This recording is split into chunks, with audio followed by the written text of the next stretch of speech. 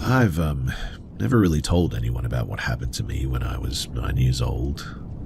Mostly because my family moved out of Ohio a few months later, and my brain spent years trying to convince me that I had just misunderstood a completely innocent interaction. But I'm 21 now, and looking back at the mechanics of that night, I still feel a cold and hollow weight sink into my center whenever I think about just how close I came to stepping off the map. It was late August of 2014. My hometown was hosting its annual county fair, a massive muddy spectacle of neon carnival rides, diesel tractor pulls, and grease-soaked food stands. In our community, the fair was treated like a giant communal backyard event. Parents would buy their kids a wristband for the rides, hand them a $20 bill for some cakes, and basically just let them run wild in packs without a single shred of adult supervision until the gates closed at midnight. My dad was volunteering at the local high school's booster club tent that evening, flipping burgers over a massive iron grill, which meant that I had several hours of unmonitored freedom. By 9:30, a heavy summer thunderstorm had rolled through, turning the dirt midways into thick, sucking sludge. The crowds, they started thinning out, and the air smelled heavy of wet livestock and fried dough. I had wandered away from the bright, noisy center of the Ferris wheel and ended up behind the animal exhibition barns near the edge of the fairgrounds property. This area was dead quiet. On one side was the windowless corrugated metal wall of the swine barn, and on the other was a dense unlit tree line separated from the fair by a rusted chain-link fence. Running parallel to the fence was a deep concrete drainage ditch, completely filled with pitch-black rushing rainwater from the storm. The only light came from a single flickering bulb mounted high up in the barn's eave, casting long jittery shadows across the mud. I was standing near a stack of wooden livestock pellets, trying to scrape clay off the heels of my sneakers, when a woman stepped out from the dark space between the two trailer beds. She didn't look like any of the local farm mums, too. She was wearing an incredibly oversized, grease-stained yellow raincoat that swallowed her frame down to her shins, and her dark hair was absolutely soaked, clinging to her skull in thin, stringy patches. But it was her face that really made me catch my breath. She had this tight, unblinking glare, her eyes darting frantically from my face to the dark tree line behind the fence, her jaw twitching a bit. The second that she saw me look up, her expression snapped into a massive, jagged grin that looked completely unnatural, like someone forcing their face to mimic happiness. "Oh, thank goodness," she gasped, her voice high, thin, and breathless. "Hey there, sweetie. Can you do me a really quick favor? I desperately need a little helper." I was a very quiet and compliant kid growing up, conditioned to always respect adults. So I took a step forward and nodded. "What's wrong, ma'am?" She pointed a hand down into the deep, shadowy concrete drainage ditch, right where it disappeared into a heavy corrugated iron culvert pipe beneath the fence line. It was totally dark inside of that pipe, and the sound of the water rushing through it was a low and hollow gurgle. My little girl was playing with her favorite silver bracelet, and it slipped right down into the mouth of that pipe, the woman said, leaning over so close that I could now smell the sharp chemical reek of cheap lighter fluid and damp wool on her clothes. "The opening is way too narrow for my shoulders, but you're nice and skinny. If you just slid down into the ditch and crawl a few feet into the pipe, you can grab it right up for her."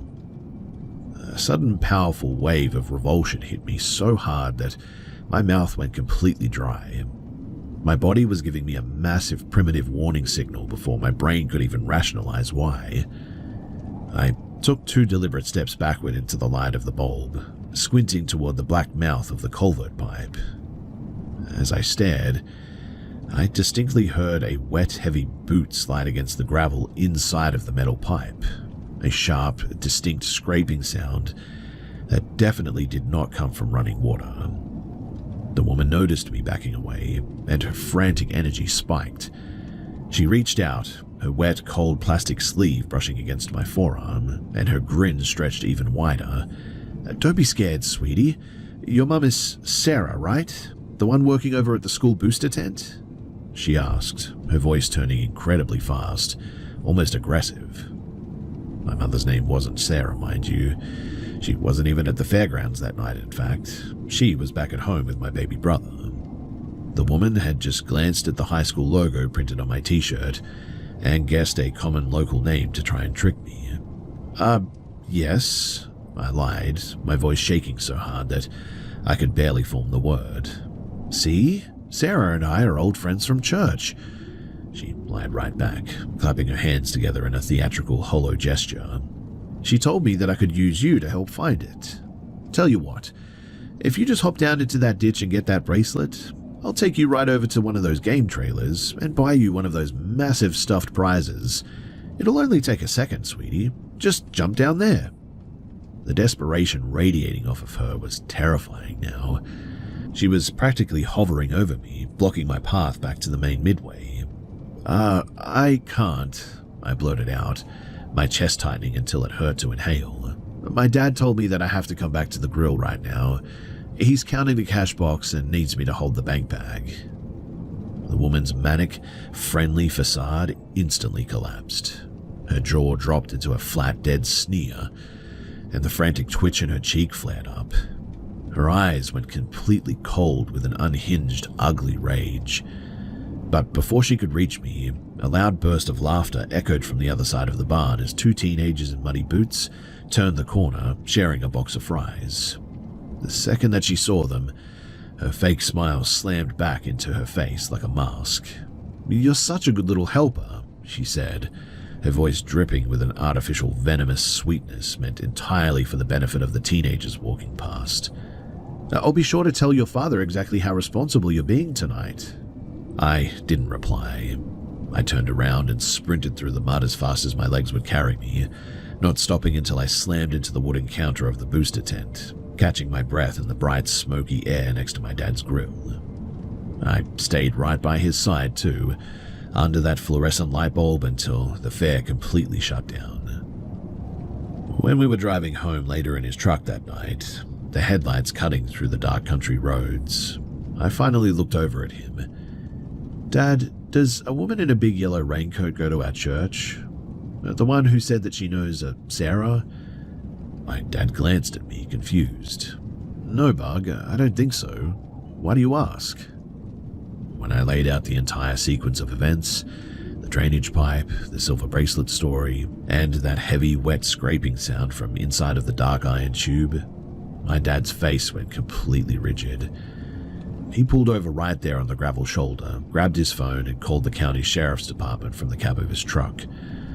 2 cruisers went down to the fairgrounds that night, but since the event was wrapping up and hundreds of out-of-town carnies were packing up their rigs, they obviously never found her. I still get a sick feeling in my throat whenever it rains heavily in the summer now. I try to tell myself that maybe she was just a frantic, eccentric mother who genuinely lost a piece of jewelry, and maybe there was somebody down there trying to help her already or something like that.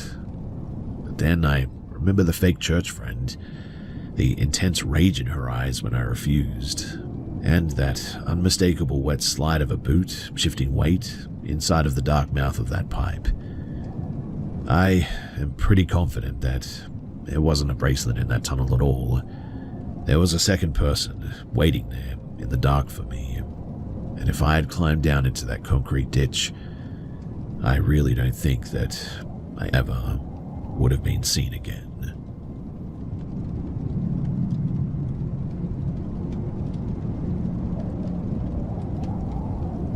In the winter of 2024, my fiancé and I booked a cheap weekend trip to an old town in upstate New York. We wanted a quick getaway from the city, and the place had this heavy, historic feel to it with lots of old brick buildings and colonial houses. We rented a bedroom through a home share site for the last night of the trip. The house was a massive 3-story Victorian place that had been split into separate apartments. Our rental was all the way on the top floor. The owner wasn't home, but they had left the key in the lockbox by the front porch. I walked up the creaky wooden steps ahead of my fiancée to carry our bags up. The apartment door was painted a dark flat grey with a brass number 3 screwed onto the center, and the second that I unlocked it and stepped into the hallway, just a heavy sort of weird feeling hit me. It wasn't like a supernatural vibe or anything, it was more just this immediate sharp instinct that somebody else was already inside, standing just out of sight. I sat the bags down and walked through the rooms, checking the window latches and the back fire escape door just to shake the feeling. The place was spotless. The kitchen counters were wiped down and the dining table was neatly set for 2 people, with the forks and the knives perfectly lined up next to the plates. The cleaner had clearly spent a lot of time making everything look pristine. Well, everything except for one thing in our bedroom. You see, against the far wall sat a heavy old-fashioned wooden wardrobe. It was a massive piece of furniture too, easily 7 feet tall, and one of its thick wooden doors was hanging wide open, exposing the dark, empty inside. It felt totally out of place. I mean, why would the cleaner take the time to perfectly align the silverware on the table but leave a giant wardrobe door hanging open like that? I stared at it for a second, feeling a tingle of sweat on the back of my neck, before snapping the door shut right as my fiancée walked into the room with her coat. She loved the apartment immediately and didn't notice anything weird, but as I brought our bags inside, I noticed a strange sort of architectural detail about the layout. Our bedroom and the living room shared a wall, but when you looked at the apartment from the main hallway, there was a massive dead space between the 2 rooms. It was a gap about 4 feet wide, I would say, plenty of space for a small closet or a utility room. And when I looked closely at the wallpaper in our bedroom, I could see the faint rectangular outline of an old door frame that had been completely papered over. The wallpaper was slightly sunken through the edges, stretching a little bit over it. I'm 30 years old and I've only had a severe gut warning about a physical place a couple of times in my life, and this was one of them. My arms were completely covered in goosebumps, but we ordered pizza anyway, ate dinner using the fancy silverware, and tried to relax a little bit, but I just couldn't stop looking at that covered-up door outline. We went to bed at around 11 o'clock, I think, and the bed was sort of positioned so that the hidden wall space was directly behind our heads, and the giant wardrobe sat across the room, right in our line of sight. Because we'd been walking around the historic district all day, my fiancée fell asleep almost instantly, and I, on the other hand, woke up at exactly midnight. My breathing was shallow, and my skin felt incredibly hot. That exact same sensation from earlier, too. The feeling of a physical person standing over me was screaming through my nervous system. I kept my eyes squeezed shut for a few seconds, terrified of what I'd see if I looked up. Slowly, though, I opened my eyes, just a crack. The wardrobe door was open again, just a few inches, but that wasn't what made my throat lock up. You see, crouched flat on the very top of the wardrobe, wedged into the tight space between the wood and the ceiling, was a figure.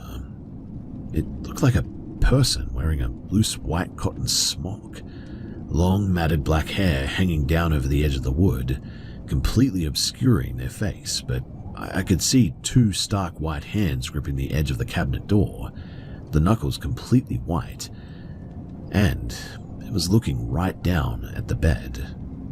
My sudden ragged breathing ended up waking my fiancée. She rolled over and asked what was wrong. My voice was a completely flat whisper, but I told her exactly what was sitting on top of the wardrobe. She looked across the room, but couldn't see anything in the dark.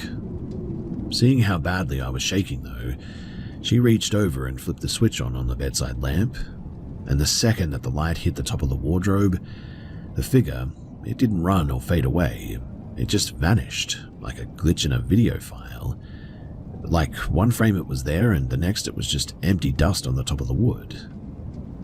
The transition was really weird, instant, and physical. We kept the lamp on, and I eventually drifted back into a light sleep out of sheer exhaustion. An hour later, though, I snapped awake again, The lamp was still burning, but the bedroom felt freezing cold. The dread was 10 times worse this time too. My chest felt so tight that I could barely draw air, and I was lying on my side facing the wall, and without moving my head, I sort of reached back to make sure my fiancée was still there. My hand brushed her shoulder. She was fast asleep, but there was something else. I could feel the physical displacement of air right behind my back. Someone was standing at the edge of the mattress, leaning directly over my side of the bed. I was convinced of it. The sensation was so close too that I could feel the invisible weight of the long hair hanging just an inch above my cheek. I knew with absolute certainty that if I turned my head, my face would slam right into whatever that thing was. I let out a sharp sort of choked gasp, which woke my fiancée up again. She immediately realized that I was paralyzed. I whispered to her that the woman was standing right next to my pillow. She scrambled out of the opposite side of the bed and flipped the main light switch on the wall, flooding the entire room with bright overhead light. And the weight above my face instantly lifted. The room was completely empty.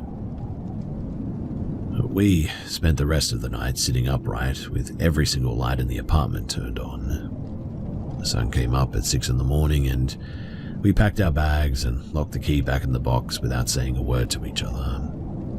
I haven't had anything like that happen to me since we got back to our place, and, well, we're getting married next month. I still don't know what to make of that experience, but I was so sure at the time that something was there.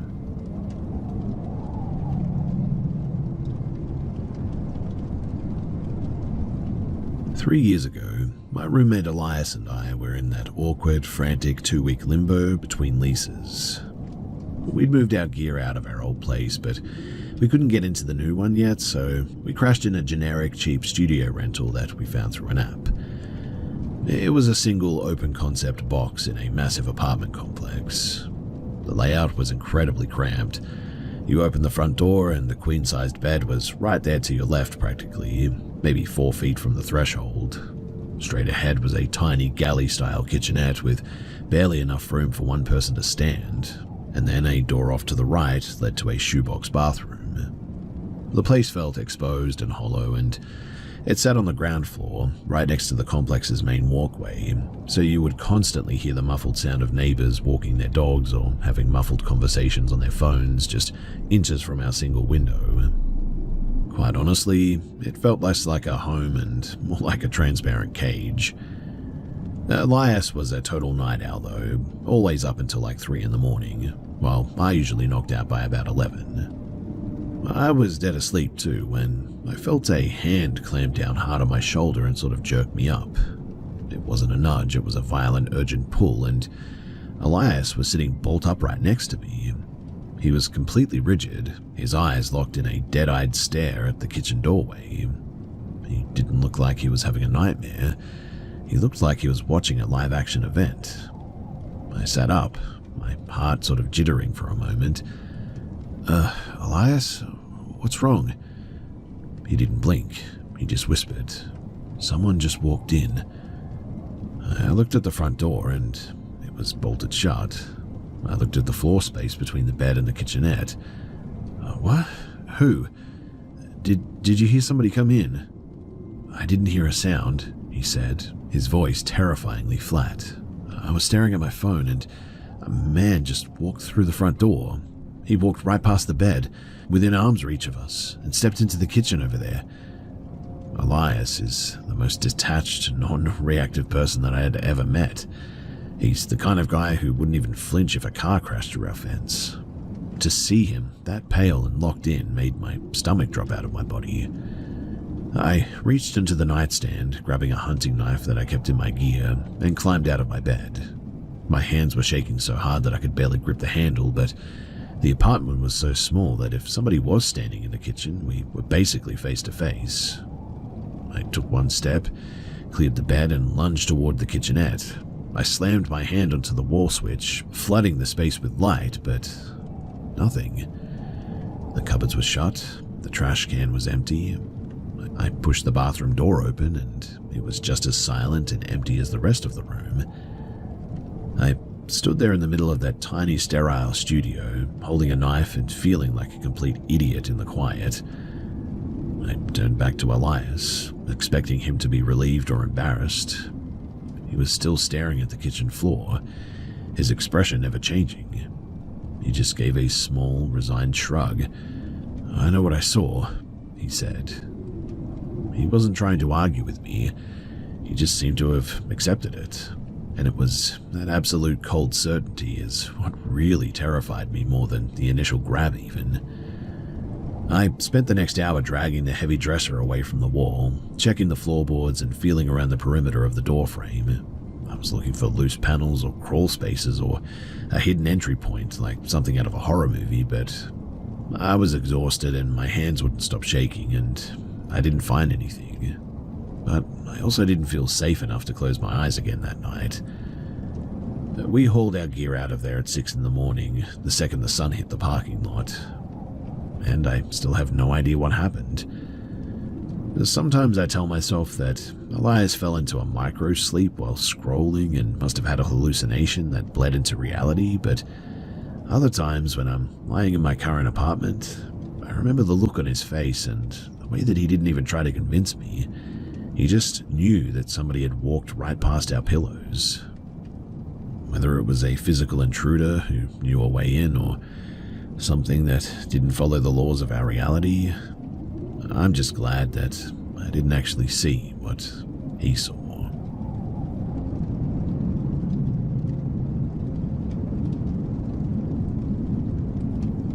I've spent the last 3 years pouring glasses and clearing tables at a relatively popular event venue just outside of Grand Rapids, Michigan. But when you work hospitality, you develop a bit of a thick skin pretty quickly. You get used to the loud talkers, the messy drunks, and the guys who think that tipping an extra $5 means that they own a piece of your time. I've had my share of uncomfortable interactions, but there was one Saturday night in October of 2023 that completely short-circuited my usual customer service brain. We were hosting a massive, high-end wedding reception in our main pavilion room. By 10:30 in the evening, the open bar had been flowing for hours, the bass from the DJ speakers were vibrating through the floorboards, and the staff was running on pure caffeine. I was working the middle station of the main mahogany bar, slamming glassware into the sanitizer tray, when this guy walked up. He looked completely harmless, at first at least.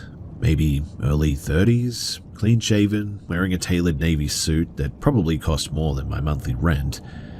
But while my coworker took his drink order, he leaned against the brass railing and started making small talk with me about how busy the venue was.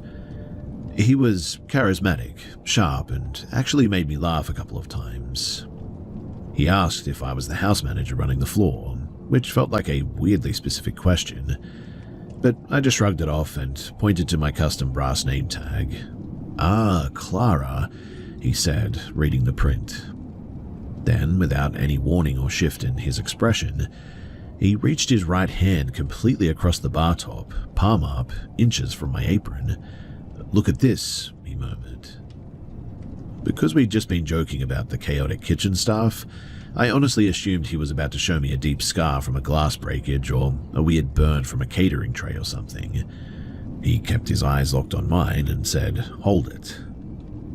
I was confused, but the hospitality instinct to keep the guest happy is a pretty powerful thing, let me tell you. So I reached out and put my hand in his, expecting him to drop a coin or show me a trick maybe. Instead, his fingers closed around mine. He wasn't squeezing hard at all. It was an incredibly soft and warm, almost limp grip. But he just held it there, suspended over the sticky wood of the bar. He didn't pump his arm for a handshake.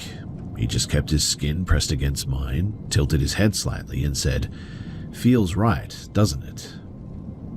A cold and heavy prickle instantly broke out across the back of my neck. The casual, fun atmosphere of the bar dissolved in a split second. The boundary had been totally obliterated. I let out a nervous, high-pitched laugh, trying to gently pull my wrist back, but his fingers tightened just enough to keep me anchored. The music was blasting a remix of some pop song, but he leaned in further, his breath smelling heavily of bourbon. I couldn't catch the first half of his sentence over the treble, but the tail end of it came through clear as ice. Or I could just vault this wood and kiss you right now. My jaw, it went pretty tight. I couldn't breathe properly for a second. Before I could even process the threat, his eyes flicked upward toward the ceiling joists. "Oh, but wait," he whispered, a strange, rigid smile spreading across his face. "There are cameras." I forced my voice to stay deadpan, desperate to use whatever leverage I had to get my hand back. Yes, there are 3 HD lenses right above my register, actually, staring directly at your face." In reality, those specific domes had not been wired into a recording deck since the venue changed ownership in 2019, but he didn't know that. My co-workers were less than 4 feet away on either side of me, but they were completely consumed by the ticket printer and the noise of the blender. They had no idea what he was whispering. He didn't let go of my fingers. "Meet me out by the gravel valet loop in 10 minutes, he said, his voice dropping into a demanding and sort of flat tone. Yeah, okay, I'll be out there," I lied instantly. My brain was in pure survival mode. I probably would have agreed to anything just to break physical contact. He looked at me, his eyes narrowing into tiny slits. "You're probably lying to me, aren't you?" "I'm not. I'll meet you by the pines," I said, my teeth practically chattering from the sudden rush of adrenaline. He finally released his grip, grabbed his gin and tonic from my coworker, and walked backward into the crowd without taking his eyes off of me. The second that his back turned, though, I leaned over to the girl on the register next to me and hissed, "That guy in the Navy suit is a complete psycho. He just threatened me." Which I didn't mention above, but he actually had threatened me at this stage. I looked past her toward the large double-paned glass windows that overlooked the outdoor smoking patio directly behind the bar, and there he was. He had walked straight outside, pressed his face almost against the glass, and was staring through the dark reflection directly at the back of my head. My lungs felt empty. I told the other staff that I was taking an unannounced 5-minute break and bolted up the back service stairwell toward the upper office. Halfway up the stairs, I ran into Brenda, the senior floor manager. I was talking so fast that the words were sort of overlapping, explaining that a wedding guest was stalking me through the glass. Brenda just looked annoyed, but she promised that she'd stay near the main till for the final half an hour of the night to keep an eye out. I stayed upstairs until the clock hit midnight and the DJ finally announced last call. When I came back down, the pavilion was a disaster area. Empty champagne flutes everywhere, crumbled napkins and half-eaten cake. The man was no longer at the window, and the room was slowly clearing out as the shuttle buses arrived. I started working the floor with another backhouse kid, dragging the heavy linen cloths off of the round tables and folding them into the laundry bins. The lights had been raised to full brightness at this stage, which usually makes a venue feel safe and sterile again. The kid that I was working with, and I, were standing near the dark corner of the buffet alcove, silently folding a massive white sheet between us. When suddenly, 2 large, heavy hands clamped down firmly onto my bare upper arms from behind. A breathy, humid voice scraped right against my earlobe. "You left me hanging out by the cars, Clara." I didn't see a face. My brain didn't register a human being, in fact. The physical shock of the contact caused a sound to rip out of my throat. I absolutely shrieked. My legs moved before I could tell them to, and I dropped the linen and twisted out of his grip and sprinted 20 feet across the hardwood toward the center of the room where Brenda was counting the till. I refused to look back, but behind me, I heard the heavy, mocking chuckle of the man in the suit. "Geez, lady," he shouted, his voice echoing in the empty hall. "That is one heck of a pair of lungs." The weirdest part was that because the room was so vast and people were talking loudly near the exit, almost nobody noticed the scream, except for the kid that I was working with and the guy himself. Brenda looked up from her paperwork though, completely unfazed, and asked me if I could finish the trash rotation in the lobby. Her total lack of concern made me feel instantly embarrassed too, like I was some hysterical little kid who had overreacted to a drunk guy playing a prank or something. The man thankfully didn't approach me again. He collected his coat from the lobby rack and vanished into the final shuttle bus 5 minutes later. But that terror didn't leave my system for some time. I clocked out at 1:30, walked out to the parking lot with my keys wedged between my knuckles, and unlocked my car. And even though I knew that he had boarded a bus filled with like 30 other people, his voice was looping in my head so vividly that it felt like he was sitting in the dark. I physically climbed into my back seat, checked around the car, and shined my phone flashlight into the trunk floor before I even put the key in the ignition. I have served hundreds of creepy men since that night, but there was something about this guy that just felt completely off. I will never forget the absolute helplessness of realizing too that some people just do not care about cameras, managers, or a room full of witnesses if they decide that they want to put their hands on you.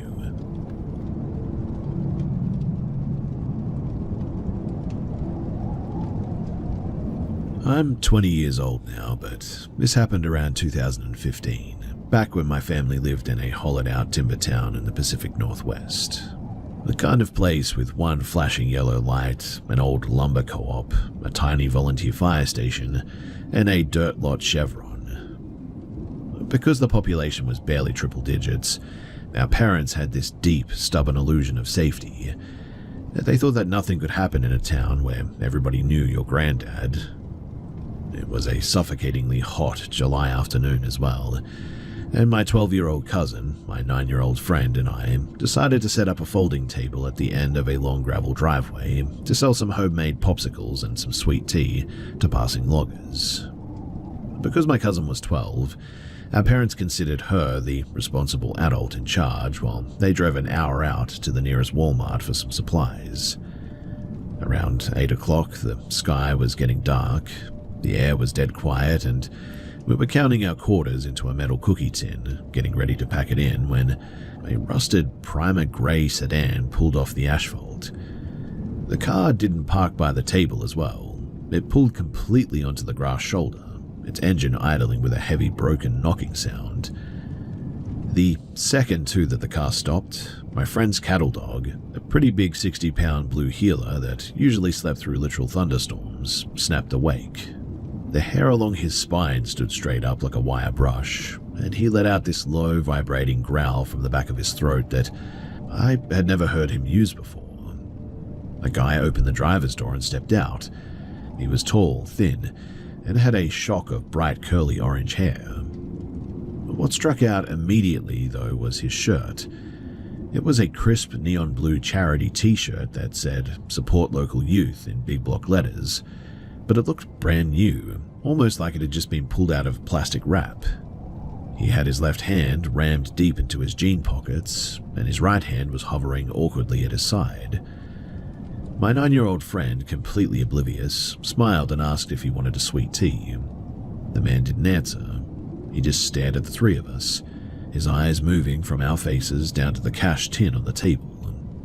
He took a heavy step forward, grabbed a plastic cup of tea from the table, and downed it in 3 massive mechanical gulps.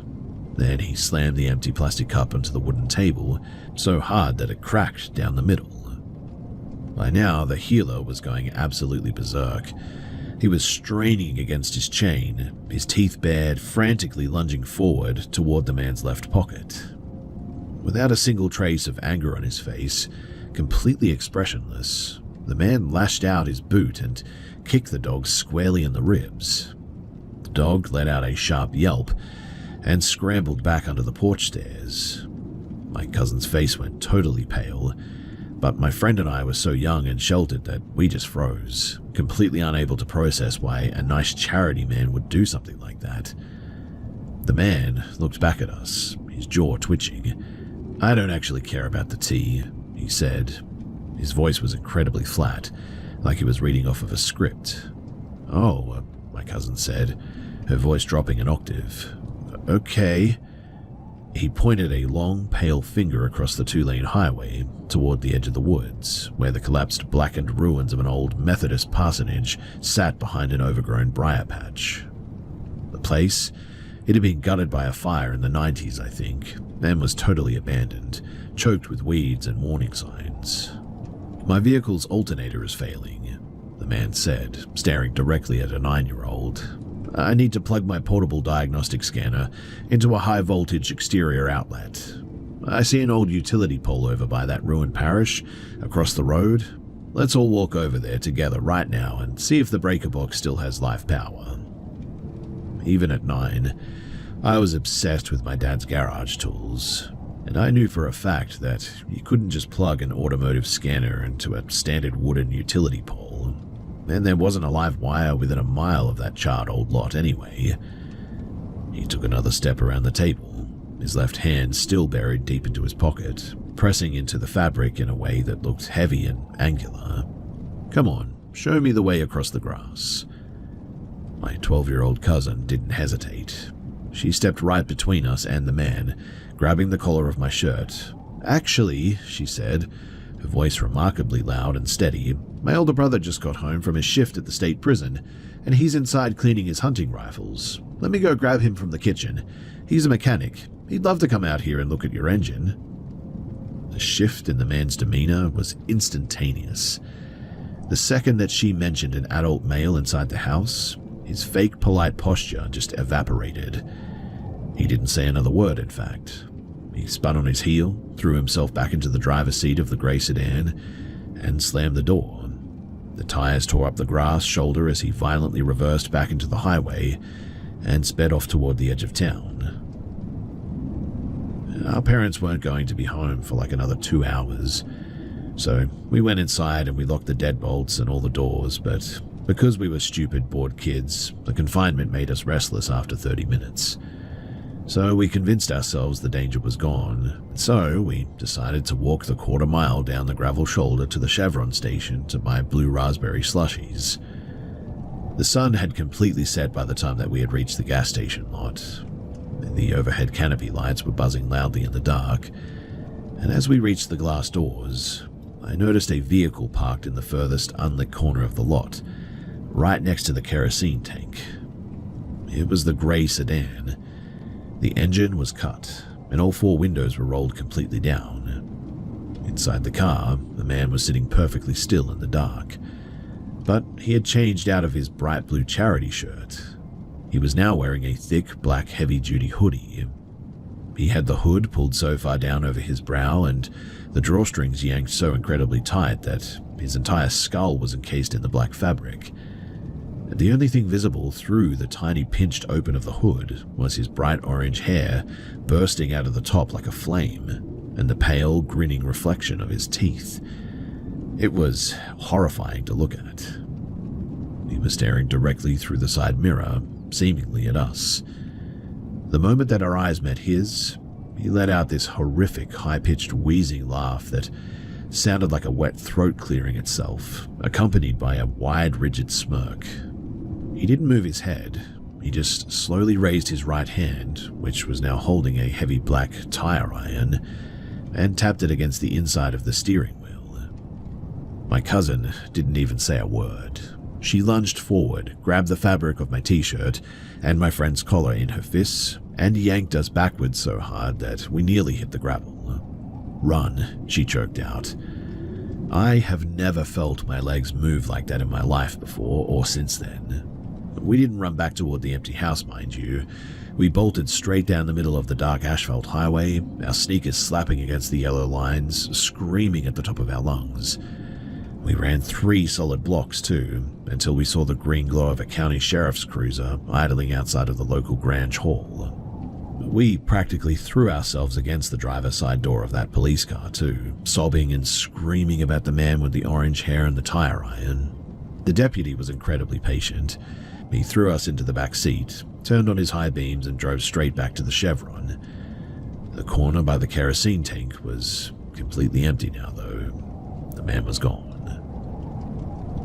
The deputy escorted us into our house, checked all the window latches from the inside, and stayed parked at the bottom of our driveway with his headlights on until our parents' headlights finally pulled into the gravel at like midnight, I think it was.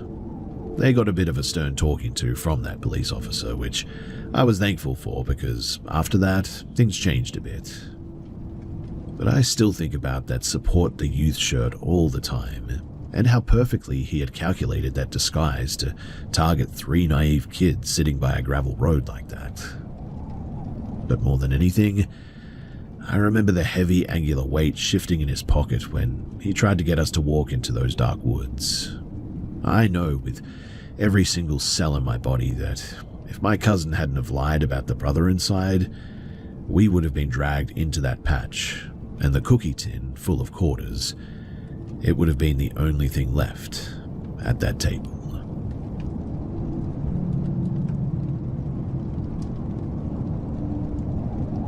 So I work as a night shift monitoring technician for a regional water treatment utility in Maine. The job is mostly terminal boredom, really.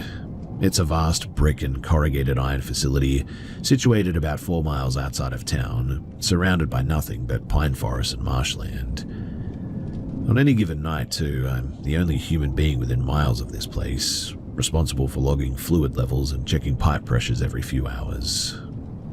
Last November, we had a torrential storm that knocked out the main transformer grid, forcing the facility to run entirely on its emergency diesel generators. The storm was deafening too, hammering against the corrugated roof like handfuls of gravel, and because the power flickered during the transition to the generator, the facility's external security monitors went totally dark. The only thing that I had to rely on was a secondary low-voltage control panel in the central laboratory. Now, around 2 in the morning, I was sitting at the metal desk, checking the diagnostic terminal, when a pressure drop alarm began to chime on the secondary filtration system. The readout indicated a manual bypass valve had been opened down in the pump basement. That particular valve, it required a physical wrench to turn it. It couldn't be triggered by a computer glitch or a power surge or anything, which meant that someone or something had physically turned the heavy iron wheel. I began to get a bit of a bad feeling about this, but I convinced myself that it had to be a mechanical failure, a seal blowing out under the pressure of the storm runoff. I grabbed a flashlight and my tool belt, stepping out of the pressurized office and heading down the concrete utility corridor toward the basement stairs. The facility was pitch black, except for the rotating yellow emergency beacons casting some sickening shadows against the brick walls. But as I reached the top of the metal grid stairs leading down into the pump vault, I stopped dead in my tracks. The heavy pressurized hum of the pumps was pretty normal, but beneath the noise, I heard a sort of weird sound. It sounded like somebody was walking through the shallow puddle at the base of the stairs. I leaned over the steel handrail and shone the beam of my light straight down. The light cut through the darkness and landed directly on a person standing right next to the main intake line. He was drenched from the storm, wearing a heavy mud-slicked coat. He had a thick, unkempt white beard that was sort of stained yellowish around his mouth, and his eyes were wide and bloodshot and completely devoid of any sanity. He was standing there, holding a rusted 3-foot crowbar, staring up into the light beam. When the light hit his face, he didn't flinch too. Instead, he just sort of smiled at me. He then took a heavy step toward the stairs, the metal tip of the crowbar scraping loudly against the concrete floor. I dropped the flashlight by accident. It shattered on the metal grate, plunging the stairwell into semi-darkness almost instantly. I scrambled backward into the utility corridor, my work boots slick, and I bolted down the hall toward the main administrative hub. I needed to reach the communication desk to patch an emergency line out to the state police barracks, but the main office had massive uncurtained glass observation windows that overlooked the entire central corridor. If I went in there, then I would be completely visible to anybody walking down that hall. So instead, I ducked into the emergency chemical containment locker at the very end of the hall, a tiny windowless room with a heavy reinforced steel security door meant to contain chlorine gas leaks. The room, it had a small, thick glass peep slit in the center of the door that gave a straight-line view down the entire length of the corridor. I slammed the heavy steel latch down, locking myself inside the absolute dark of the locker. I suddenly noticed that my breath felt short and ragged. I pressed my eye against the cold glass of the peep slit. The rotating yellow beacon in the hallway flickered on and off, and in the brief flashes of the light, I watched the man turn the corner from the stairwell. He wasn't rushing, he was looking down at the floor. Because I had just walked through some oil and the water near the pump room, my work boots had left a perfect dark trail of greasy footprints on the pristine light grey epoxy floor of the corridor. The tracks, they led directly to the base of the chemical locker door. He followed the prints, and he stopped exactly on the last footprint, right in front of my door. Suddenly, his face slammed against the small glass peep slit. He was staring straight through the glass, his bloodshot eyes inches from mine, though he couldn't see into the unlit locker, I think. He began to slam the crowbar against the heavy steel door. The sound inside the enclosed space was deafening too, rattling through my teeth. The internal landline phone was out on the main desk in the observation office, though, at least 20 feet away. My cell phone was sitting right next to it as well, plugged into the charger, and I knew that if I didn't get to that phone, that nobody was coming for me, at least until 6 o'clock in the morning, when the shift changed. And even then, if this guy wasn't gone by then, well, somebody else could get hurt. I waited for a brief pause in the hammering, and then I threw the latch door open, sprinted out into the corridor, and dove through the office door. The man literally screamed at me, and lunged after me as well. I grabbed the cell phone from the desk, seeing the white reflection of his face through the observation glass as he smashed the window with a crowbar. Shards of safety glass began raining down onto the desk as I scrambled back into the hallway and threw myself back into the chemical locker, slamming the steel latch shut just as his heavy boot kicked the outside of the door. I fell to my knees in the dark, frantically dialing 911. My fingers were trembling so violently that I missed the numbers twice in the end. The operator, though, came on eventually, her calm, robotic voice a bizarre contrast to the violence outside all of a sudden. The man, though, was no longer hitting the door. He was now throwing his entire body weight against it, screaming unintelligibly, and just cursing over the roar of the storm. The steel frame of the locker door began to warp a little bit too, the top bolt groaning as it started to pull away from the masonry. For 40 endless minutes as well, I braced my back against that reinforced metal, my legs literally locked onto the back wall, feeling every single impact vibrate through my spine and wondering why this guy wasn't getting tired. Then, the piercing wail of a state trooper siren cut through the thunder outside. High-intensity spotlights flooded the facility high windows, casting bright white lines across the corridor. The pounding on my door stopped instantly. Through the steel, I heard the echoing shouts of 3 troopers, the chaotic shuffle of heavy boots on wet concrete, and the sharp clinking sound of handcuffs. When the troopers finally cleared the buildings and let me out, they showed me what they had found in the back of the man's rusted pickup truck, which he had hidden in the tree line behind our perimeter fence. The bed of the truck contained several rolls of industrial duct tape, a tarpaulin, and a collection of hunting knives. The state investigators later revealed that the guy was apparently an escaped inpatient from a secure forensic psychiatric unit 2 counties over, who had been drifting through the state forest for a week at least. He also had not come to steal copper wire or anything like that. He had been watching the facility's lights from the woods, waiting for a night when he could cut me off from the world. And the storm, he thought that it was his calling or something like that, a message from the gods or something to come and end me. I quit the utility company the very next week. I work a desk job in a bright, crowded insurance office now, surrounded by people and sunlight pretty much all day. But every time the power flickers, especially during a heavy storm, my body just instantly remembers the cold metal of that chemical locker and the sound of a rusted crowbar searching for me in the dark, and I always freeze up a little bit.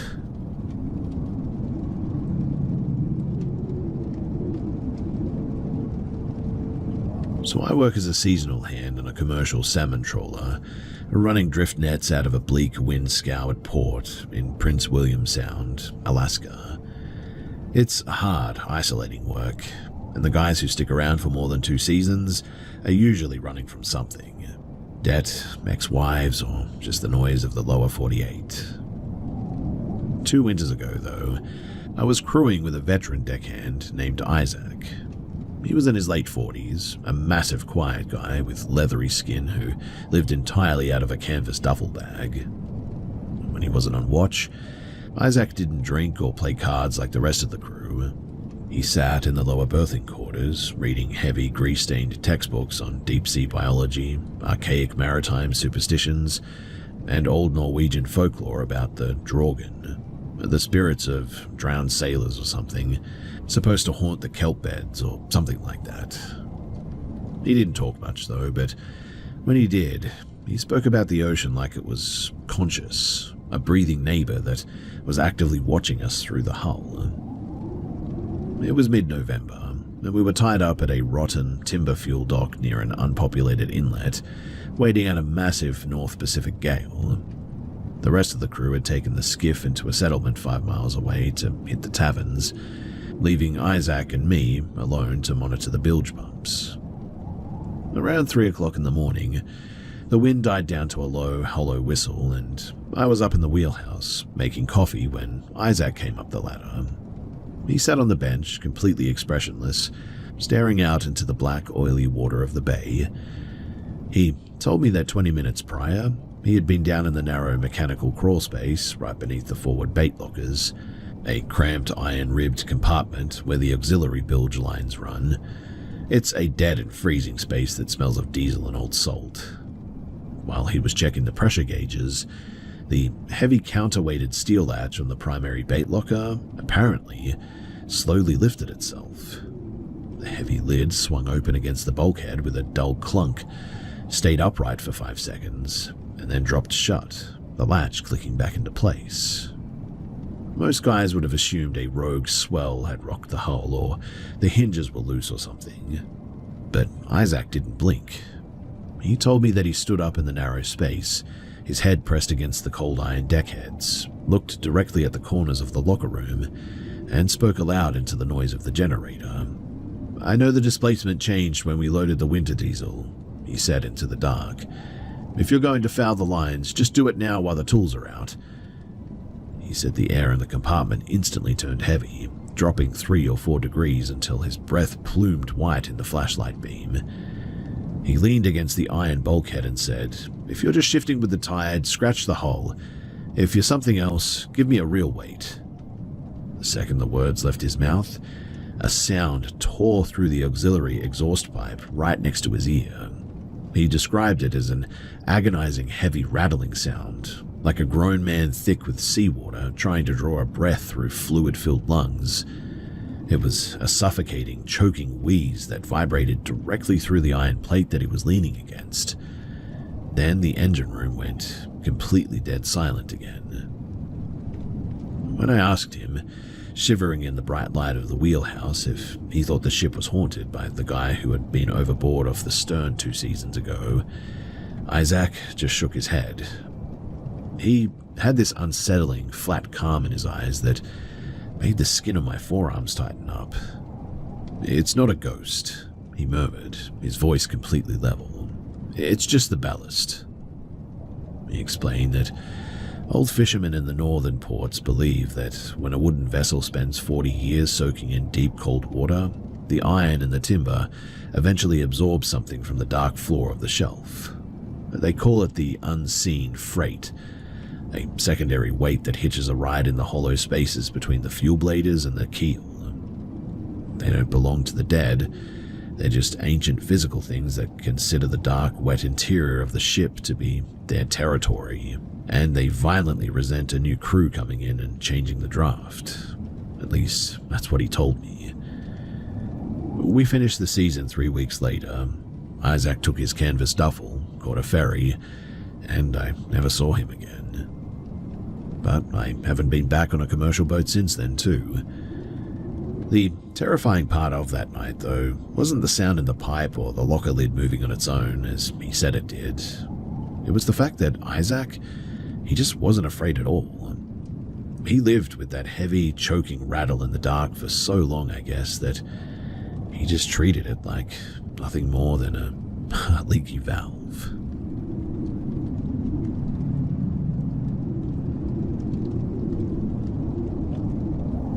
I work as a land surveyor for a pipeline company out in West Texas. Most of our jobs involve mapping out rights-of-way through deep, trackless scrubland, miles of empty desert where the limestone shelves are so hot that the air constantly shimmers above the brush. It's pretty lonely work, and you spend all day dragging a 60-pound pack across completely empty land. But back in May of 2022, I was running a boundary line through a remote sandstone draw near the Pecos River. The heat was pushing 104 degrees, and by mid-afternoon, the horizon was just a blurry, white-hot mess. I had 2 college interns with me who were driving the wooden stakes into the hard dirt while I operated the GPS rig. On our way back to the truck, our path crossed the remains of an old collapsed building out in the middle of nowhere. It was just a flat concrete foundation with rusted rebar sticking out of the weeds. The interns wanted to detour over to check it out, thinking that it might be an old oil well cap or an early homestead or something. As we got within about 50 yards of the concrete pad, this incredibly heavy pressure dropped over the area. The normal sound of the desert wind just completely died out all of a sudden, and it was replaced by a mumbling sound right inside of my ear. It sounded like a man leaning in close and whispering directly to me, but I couldn't make out what was being said. The weird thing, though, was that I wasn't really too scared. I didn't get that sudden hit of adrenaline that you hear about when something like this happens. Instead, this massive wave of, familiarity washed over me, like I had spent years in this exact spot, even though I had never been to this county in my life. The whispering in my ear started sounding sweet and inviting even. It kept telling me, or what I could perceive of it, that this house had been built specifically for me, that it was so glad that I was back and that I needed to walk over and stand on the concrete right now. And look, I know that that sounds absolutely crazy, but that's just what happened. So I started walking towards the ruins with these heavy robotic steps, my eyes completely locked on the rusted metal. I felt like I was moving through thick mud as well, and I was totally out of it. One of the interns suddenly grabbed my shoulder, though, and yanked me back. She looked really creeped out and told me that the ground around the foundation was completely full of old snake holes, and that we needed to get back to the truck before it got dark. I tried to argue with her, but my voice apparently was flat and weird, like it belonged to somebody else, is what she said. I kept telling her, though, that we had to go into the house, but both interns refused. They grabbed the straps of my backpack and, in the end, physically forced me to turn around and walk back down the gravel trail. The second, though, that we turned our backs on that place, the whispering that I kept hearing turned completely furious.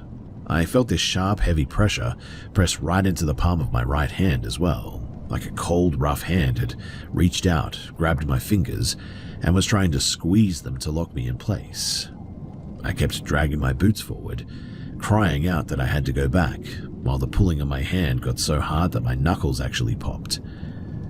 When we got back to the truck, and I threw my gear into the back, the feeling didn't stay behind in the desert. It didn't feel like it was standing next to me anymore, though. It felt like it had slid right inside of my skin. like a cold, solid lump wedged directly between my ribs and my lungs. As we pulled onto the highway and started driving quickly, the whispering inside of my head turned into like a loud screaming. I was losing my mind over this too. The farther that we got from that concrete foundation, the more it seemed to squeeze inside of my chest. It felt like a pair of hands had grabbed onto my actual heart and was violently yanking it backward toward the rear window, trying to tear it out of me. The pain was so bad as well that apparently I passed out. According to the interns, I started shaking uncontrollably in the passenger seat, tearing at my shirt and screaming that somebody was ripping my heart out through the seat back. The driver pulled the truck over onto the shoulder immediately. She had done some EMT training before this job, and seeing me hysterically crying and shaking and hyperventilating like this genuinely terrified her. Eventually, though, I settled, according to them, and for the next 2 hours, while we drove back to the main office, my brain just completely short-circuited. I was totally convinced that my chest was empty and that my heart had stopped beating. No matter how hard I pressed my fingers against my wrist or my chest, I couldn't feel a single pulse. I was begging my older intern to check it for me, and even when she held my hand and told me that she felt a steady heartbeat, I didn't believe her. I thought that she was lying to keep me calm. When we finally got back to the shop, our supervisor brought out a medical kit and put a blood pressure cuff on my arm. Seeing the actual needle jump and my pulse was the only thing that broke the panic and allowed my lungs to open up again. It's almost 1 a.m. now, and the rest of the crew is asleep in the field trailers. I'm sitting up in the tool shed, frantically Googling ghost stories on my phone to see if this happened to anybody else. I'm sort of exhausted, but every time that I close my eyes lately, my right palm starts to tingle a little bit, and I sort of feel that cold, heavy weight waiting inside of my chest again. And now I'm struggling to sleep, and so here I am, trying to get answers to whatever this was.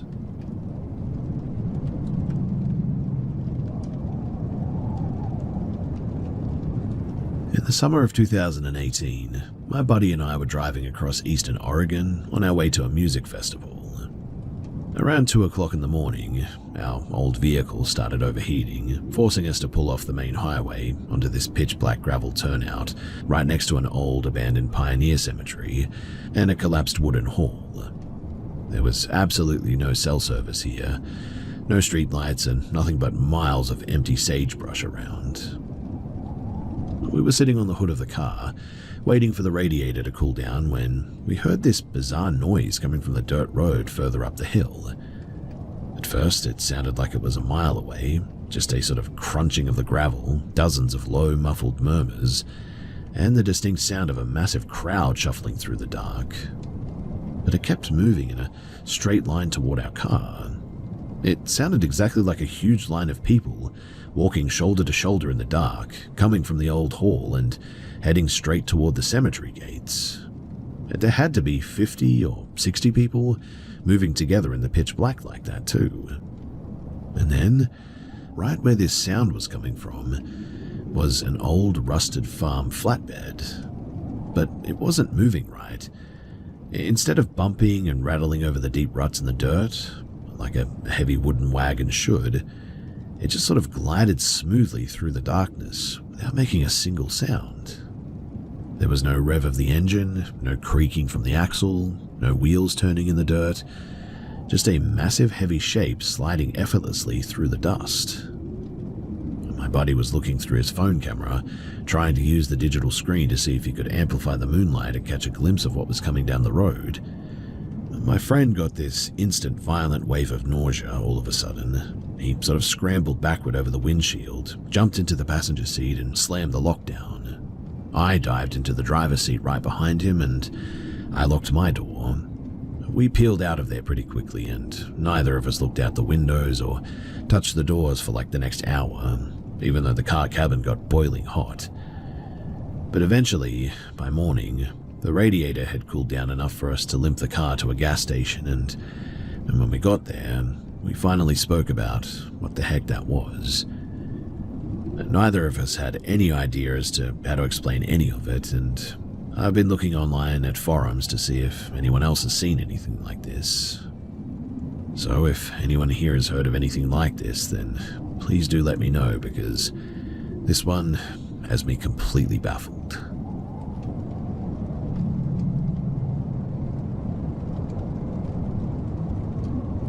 A few years back, I was renting a small rundown cabin out in rural eastern Kentucky, right on the edge of Daniel Boone National Forest. I had taken a semester off from college to clear my head and was spending my time doing some amateur landscape photography. The cabin was dirt cheap as well, mostly because the plumbing was ancient and it was completely isolated at the end of a gravel logging track. The property sat in a deep sandstone draw though, and right behind the porch was this massive dead sycamore tree. In the daytime, it just looked like a piece of bleached wood, but at night, the grey branches looked like giant thin arms stretching over the metal roof. Whenever the mountain wind kicked up, the branches scraped against the tin as well, making this awful metallic screech. The guy who leased me the place, an old local named Miller, made a weird comment when I handed him the first month's cash. He told me to keep the back porch light on after midnight because people used to get lost in the drawer. He wouldn't explain what he meant, but the flat look in his eyes made my skin crawl a bit. The first 10 days were totally fine though. I set up a makeshift desk by the back window to edit my digital photos, drank a lot of coffee, and I got used to the silence pretty quickly. Then, one night at around 2:30 in the morning, I was sitting at the desk sorting through files on my laptop. The woods outside were pitch black, completely silent except for the wind. I sort of leaned back to stretch my neck and looked out the window into the draw. And at first, I thought the moonlight was playing tricks on the mist rising off the creek, but there was a woman walking through the brush. She was heavily pregnant, moving with these unnaturally slow, deliberate steps through the briars. She was wearing a long, faded blue cotton dress that dragged through the dead leaves, and it just didn't make any sense. There were no other houses for miles. The ground was full of jagged rocks, and she was walking completely barefoot in the freezing mud, and she looked heavily pregnant. I just stared, completely stunned, thinking that maybe she must be a lost hiker from the park trail or something. The next night, too, it happened again. I was exhausted and about to shut down my laptop when this sudden heavy urge made me look up at the glass. It was exactly 2:45 in the morning, and she was standing right under the dead sycamore tree. In the darkness, too, apart from my computer screen, I could now see the pattern on her dress. It was a faded, old-fashioned floral print with tiny light blue flowers. One of her hands was resting flat over her stomach, holding her belly tightly like she was in pain. Her hair was incredibly long, thick and black, hanging down her back in mats. I sat completely locked into my chair, unable to even blink. Suddenly, though, she stopped walking. Very slowly, way too slowly, she rotated her neck and looked straight through the glass at me. Her face was totally pale, and her eyes were like two dark, empty holes with no light in them at all. The absolute despair coming off of her, though, made a wave of physical nausea hit my stomach. I got up out of my chair, slammed the heavy wooden window shutter closed, and I crawled straight into bed under the covers, thinking that I must be going crazy. That night, I had the most vivid, exhausting dream of my life, too. I saw a young couple inside of the house that looked exactly like my cabin, but the wood was new and clean. The woman was wearing the same blue floral dress, looking happy and expectant. Then the scene sort of shifted violently. The husband left down the road and the cabin turned dark and rotting. The dream ended with the view of the back drawer. The woman was standing on a wooden crate under the sycamore tree with a thick hempen rope. Her face twisted in this agonizing guilt, like she was screaming because she was ending two lives. I woke up though soaked in sweat, shivering so hard that my teeth were clicking. I packed my camera gear into my car that morning and I drove to the county library to look through old local newspapers on microfilm. I never did find anything, but I also didn't go back to the cabin. Thankfully, there was nothing else that happened after that, and I looked into some old town records, but I never did find anything about that woman in the blue dress.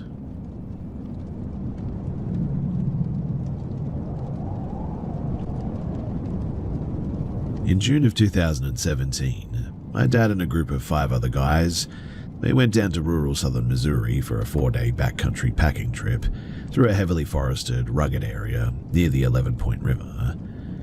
It's full of deep limestone sinkholes, thick oak timber, and some steep ridges where there's absolutely no cell service or paved roads for miles. Now, on the 3rd afternoon, they were hiking through a deep, isolated limestone hollow about maybe 4 miles from the main trail. The air was dead quiet, and the sun was starting to get low behind the ridge. Suddenly, the dirt beneath their boots started vibrating. My dad said that it wasn't a quick tremor like an earthquake or anything. It was slow, and it hit every 4 or 5 seconds, making the loose gravel in the dry creek bed visibly bounce. He said that the first thing that he thought of was heavy machinery, like a massive logging bulldozer tearing through the woods. But there weren't any access roads anywhere near this hollow. Because it felt so heavy and aggressive though, the whole group got a little bit spooked, scrambled up the bank, and crouched down behind a massive pile of fallen logs to see what was coming down the draw. A few seconds later, a shape cleared the ridgeline about 200 yards away. Now, my dad swears on his life that it was a human figure, but it was easily 8 feet tall. It was walking along the upper ridge of the hollow. He said that the trees were blocking a lot of the direct view, but he could clearly see 2 massive pale legs moving through the timber with a heavy swinging stride. Every time that a foot hit the ground, the impact rattled the dry logs they were hiding behind. He was so terrified that his jaw locked up, and he just pressed his face into the dirt, praying that the thing wouldn't look down into the hollow. The figure just kept walking in a straight line, completely ignoring him, and disappeared over the next ridge. The whole group, they stayed pinned behind these logs for almost 40 minutes, completely paralyzed because they were terrified of bumping into it if they moved. 2 of the guys in the group, these younger, hot-headed cousins who had brought hunting rifles, actually started whispering about trying to track it and shoot it, thinking that it was some kind of an undiscovered monster that would make them famous. The oldest guy in the group immediately shut them down though, calling them idiots and telling them to keep their mouths shut. As soon as they caught their breath though, they hauled butt back to the trailhead, leaving half their camping gear behind and drove straight to the ranger station. When they reported what they saw, the rangers completely laughed them off, and one of them told my dad that a local spotter plane had been flying over that exact grid section all afternoon looking for forest fires, and the pilot would have easily spotted a giant human shape walking through the trees like that. But all 6 guys in the group described the exact same thing. One of the cousins claimed the shape looked completely hairless and white, while another guy swore that it looked like it was wearing some kind of a dark, ragged grey cloth thing around its waist, but all of them, again, described the same thing. My dad always tells me that he didn't look long enough to see those details, but he just remembers the ground shaking, the terrifying weight of the footsteps, and the grey shape moving above the tree line. I've tried arguing with him about it too, telling him that a creature that massive would leave huge footprints, break thousands of tree branches, and eventually leave behind bones that somebody would find, especially in a state like Missouri where people hunt and hike everywhere. But he always just gives me this cold, dead serious look and says, "I don't know anything about bones, I just know that the ground shook and I know what I saw." I don't know what to think about it. It sounds completely insane, but my dad isn't a liar and he's never told a single ghost story in his life. Has anyone ever heard of anything like this happening in the deep woods?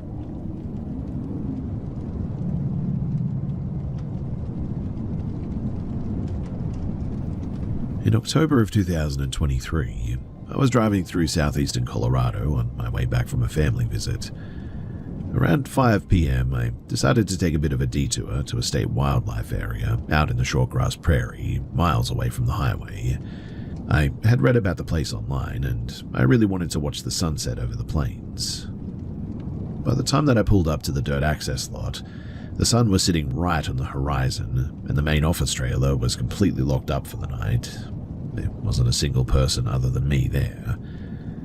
The weather was perfect for just walking and thinking, though.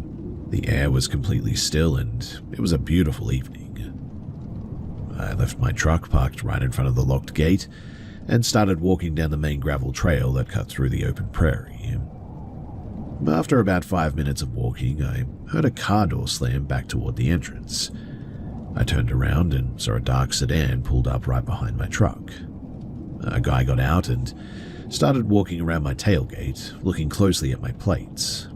I figured that it was a local wildlife officer checking out my truck, and I thought about heading back to see if I needed to move, but I just didn't feel like dealing with all of that, and so I kept walking deeper into the field. The trail looped around a series of low ridges. It was a really nice walk in the end. I saw a few jackrabbits kicking around, and the mist gave the whole prairie this completely isolated and sort of lonely feel to it. I scrambled up to the highest point on the ridge in the end, which was about 50 feet above the flat plain. The view was incredible, and I spent about 20 minutes up there watching the very last of the daylight fade away. Since the air was so empty, I decided to shout out a loud hello into the open space just to hear the acoustics. The sound traveled miles across the grass, echoing right back at me. I did it again too, louder this time. By then, the darkness was really starting to drop, and I knew that I needed to get back to my truck before it got completely pitch black out here. Now, the second that I started walking down the dirt incline, the whole area suddenly got incredibly loud. The crickets and the cicadas in the grass went from a normal buzz to this intense heavy fall of sound over the span of a few seconds, like loud radio static filling the air.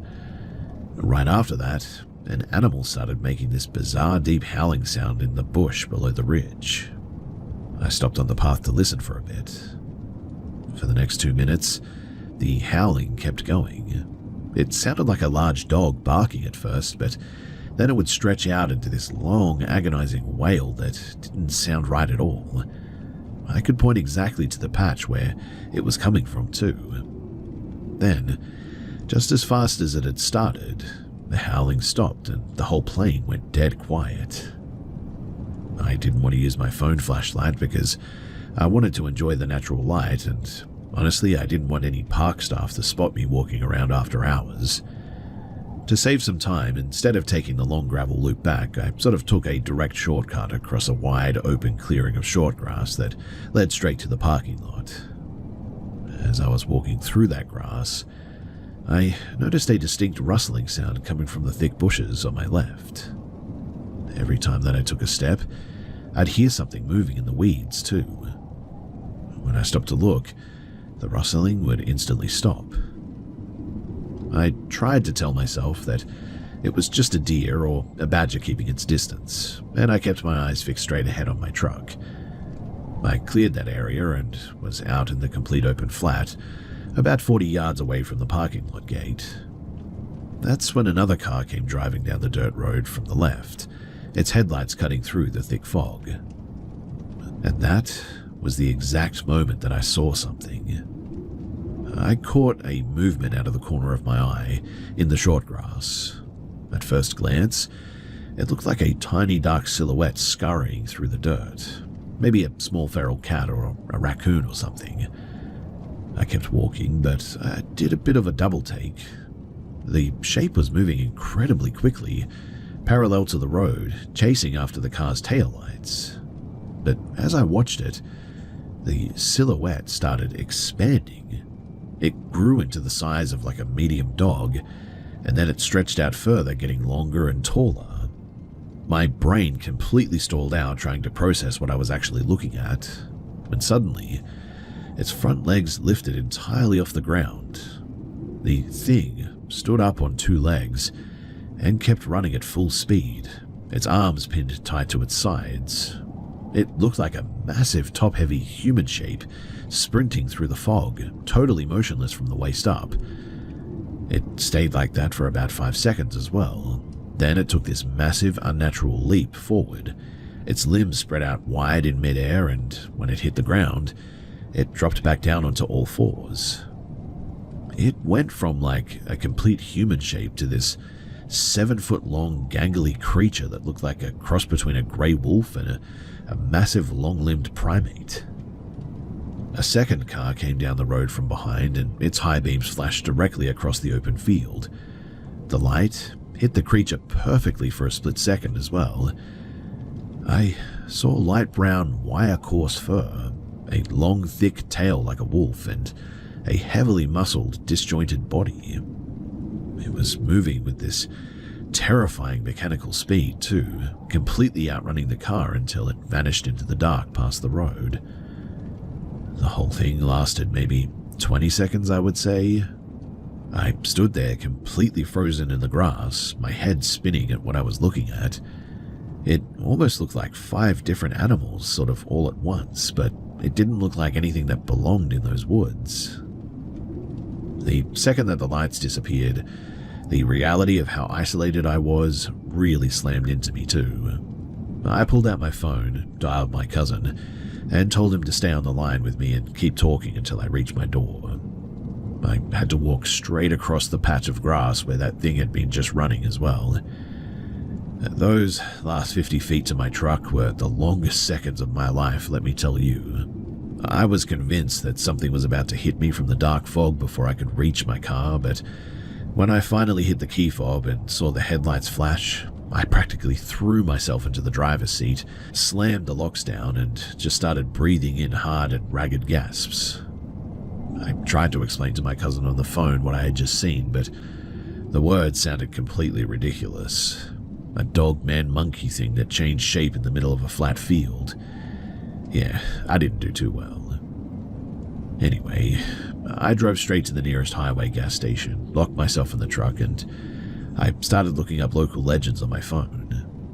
I found old stories about frontier dogmen and regional shapeshifters from old prairie lore that did match the description that I saw.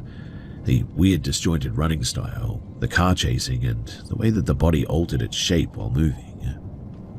I still have a voice memo on my phone from right before it happened even, where you can actually hear the crickets suddenly getting deafeningly loud right before the awful howling started.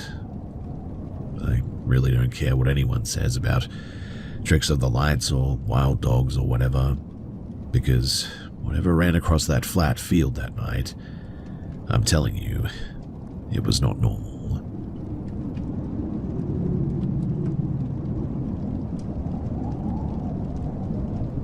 One summer a few years back, my cousin and I rented a cabin for a long weekend in an old logging town. It was in Grand Rapids, Minnesota. We were celebrating our college graduation, and we wanted to spend a few days fishing and just sort of hanging out a little bit. The place that we found online was massive too. It was a 2-story log lodge built back in like the 1930s that had been divided into smaller guest suites. Our first afternoon there, I went back to the room alone to grab a jacket. When I unlocked the door, I was surprised to find the heavy brass floor lamp and the ceiling fan, both spinning on high, even though I knew for a fact that we'd turned them off before heading down to the lake. I sat on the couch for a bit, watching the bulb in the lamp flicker, and I assumed that the place just had sketchy, outdated wiring. I clicked the lamp off and went into the bathroom to wash my hands, and when I walked back into the main room, the lamp was glowing bright again. A few hours later, my cousin came back too. We were sitting at the kitchen table talking when we both heard a woman's voice with a thick, distinct accent clearly call out our childhood nicknames from the hallway.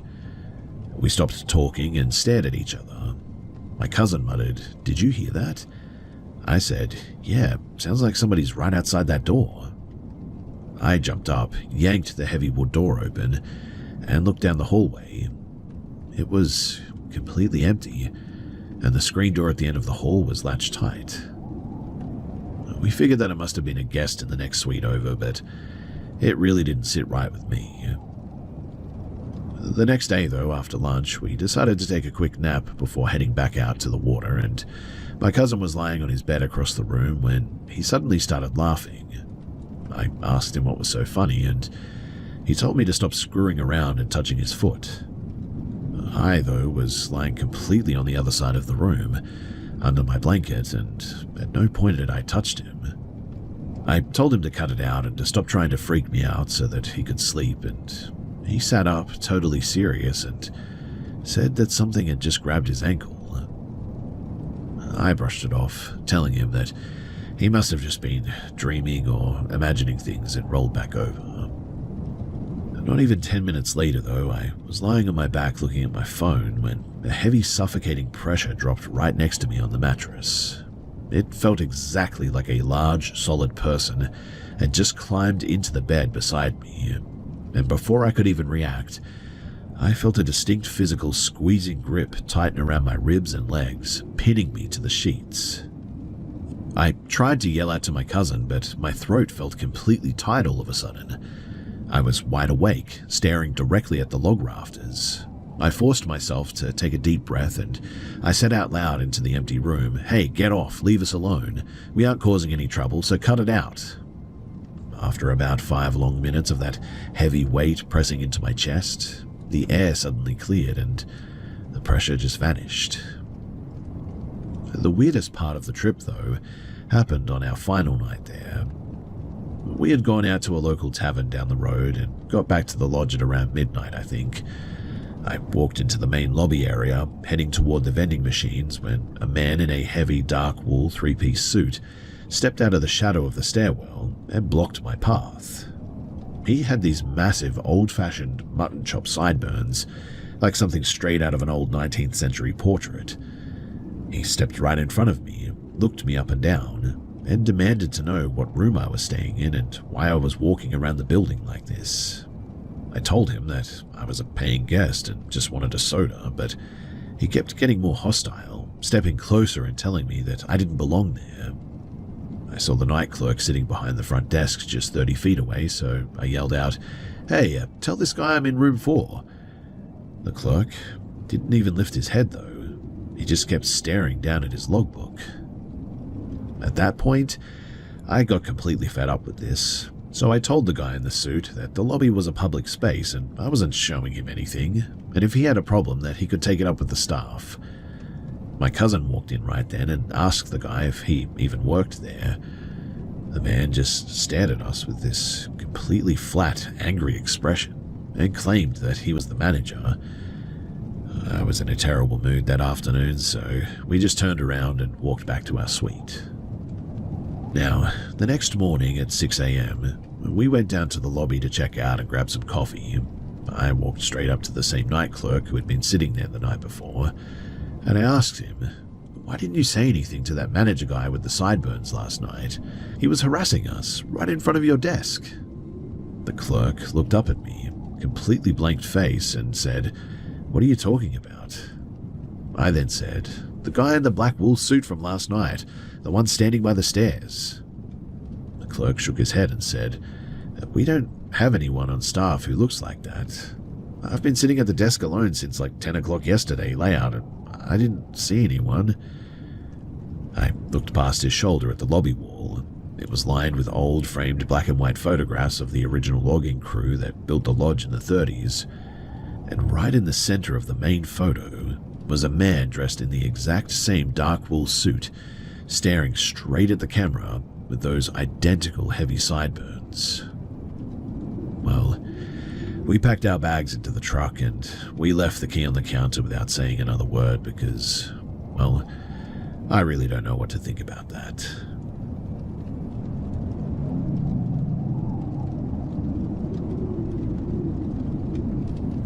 So I was living in a small college town in southeastern Ohio, sharing a pretty cramped off-season lake cabin with a couple of roommates. To make a little bit of extra cash, I signed up for an evening community pottery class that met once a week at the old county fairground exhibition hall. The building was an enormous sprawling brick structure built back in the late 1940s, full of winding concrete corridors, empty livestock stalls used for storage, and heavy metal doors too. There had been some rumors around the county for years that the back wing of the hall, where the old boiler room sat, had something completely wrong with it.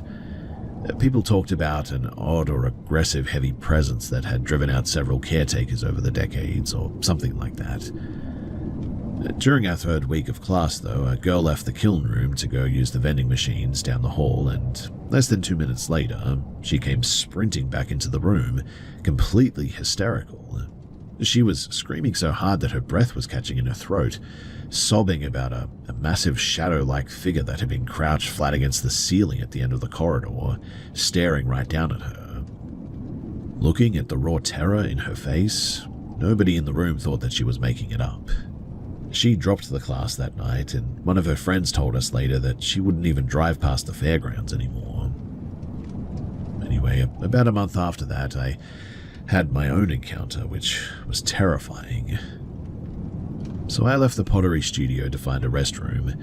The back wing of the building was a complete maze of identical concrete hallways, and because the county was trying to save on electricity, half the overhead fluorescent tubes were turned off, and that left long stretches of the corridor completely dark. I turned a corner and realized that I was now suddenly completely turned around. As I was standing there trying to figure out which way led back to the kilns, a massive guttural roar literally ripped through the hallway from right behind my left shoulder. It didn't sound like an animal, mind you, and it didn't sound exactly human either. It was this heavy, vibrating boom that actually rattled the metal breaker boxes on the concrete wall. My instincts completely took over, though. I didn't look back. I just lunged forward, yanked open the nearest heavy door, and threw myself into a brightly lit room. It turned out to be an old utility office where one of the fairground's elderly administrative secretaries was sorting through paperwork. I expected her to yell at me for bursting in like that, but she just sort of looked up from her desk, saw how badly my hands were shaking, and went completely pale.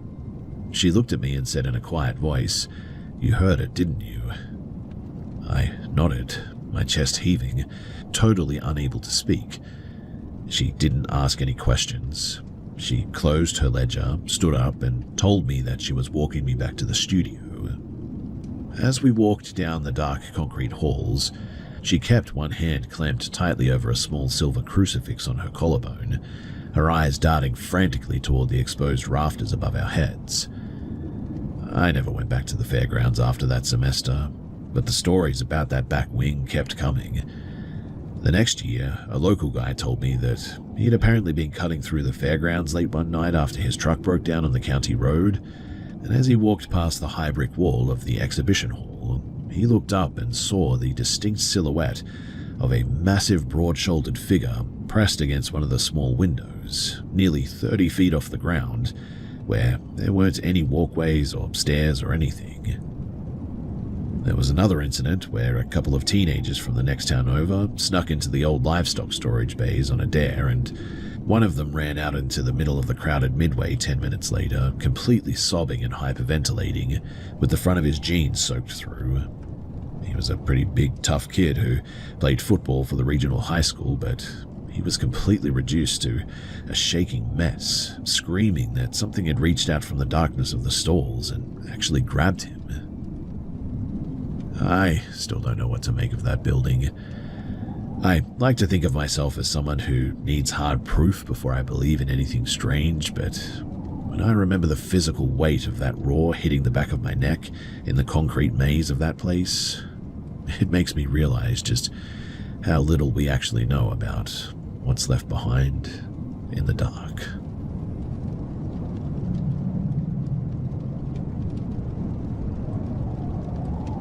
When I was about 9 years old, my mum used to sign me up for the late evening indoor swimming leagues at the community recreation center not far from where we lived. The building was an old flat-roofed concrete municipal complex from the late 1970s, I think.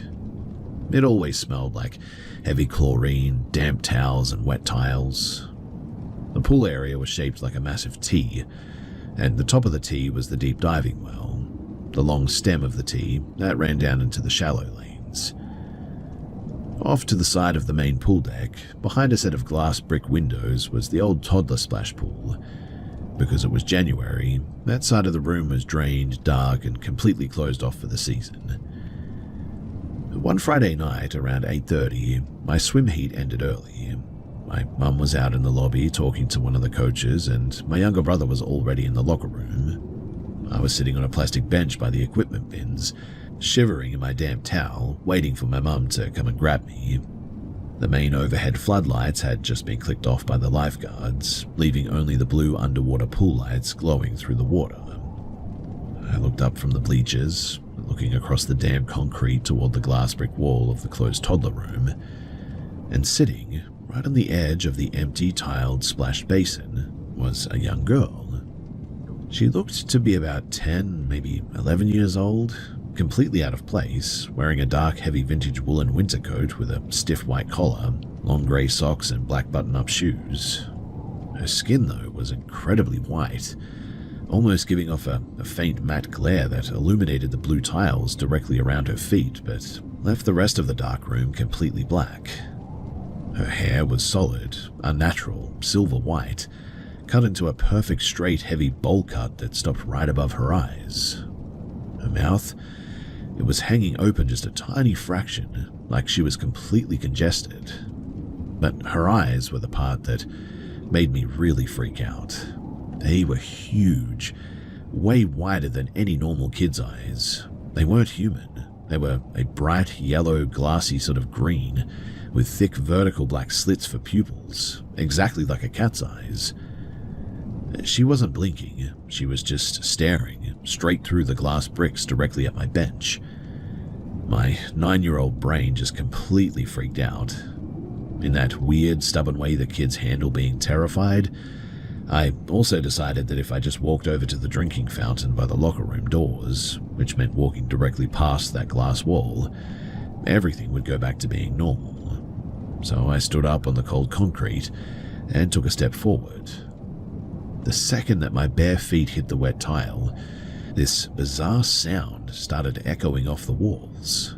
It sounded like the distinct sound of sneakers squeaking on the tiles, but it was coming from everywhere. As I edged along the wall toward the fountain, I looked deeper through the glass bricks, and behind the cat-eyed girl, other shapes were moving in the dark, and they were in the empty basin. There were 2 young boys, completely blue and semi-transparent, tossing a heavy rubber playground ball back and forth. To their right, a third blue see-through girl was sort of skipping rope on the dry tile, and that's when I noticed that from the knees down, their legs just dissolved into grey mist. The girl on the basin edge didn't turn her head, but those vertical black pupils tracked me perfectly through the glass as I shuffled by. The noise was now ringing in my ears so loud that it made my head hurt too. I finally reached the stainless steel fountain and hit the button. The sharp, loud hiss of the waterline pressure instantly cut the noise. The entire facility went dead silent. I took a fast gulp, trying to convince myself that I was just seeing things because I was so exhausted from the swimming laps.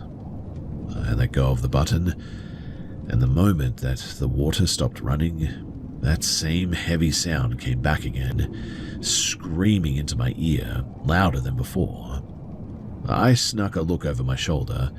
The silver-haired girl was still sitting on the tile edge, those eyes burning right into my face while the transparent blue kids kept throwing the ball behind her. I didn't turn my back again. I literally walked backward all the way to the locker room doors, keeping my eyes locked on those vertical slits until I burst through the heavy plastic curtains into the bright, normal lights of the changing area. After that, though, I refused to go back to that recreational center and started attending somewhere else with my mum.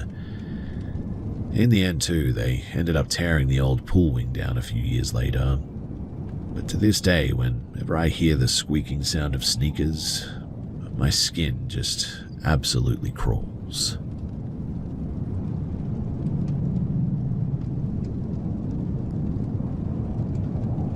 A few years ago, my girlfriend and I were packed up and getting ready to move into our first apartment together.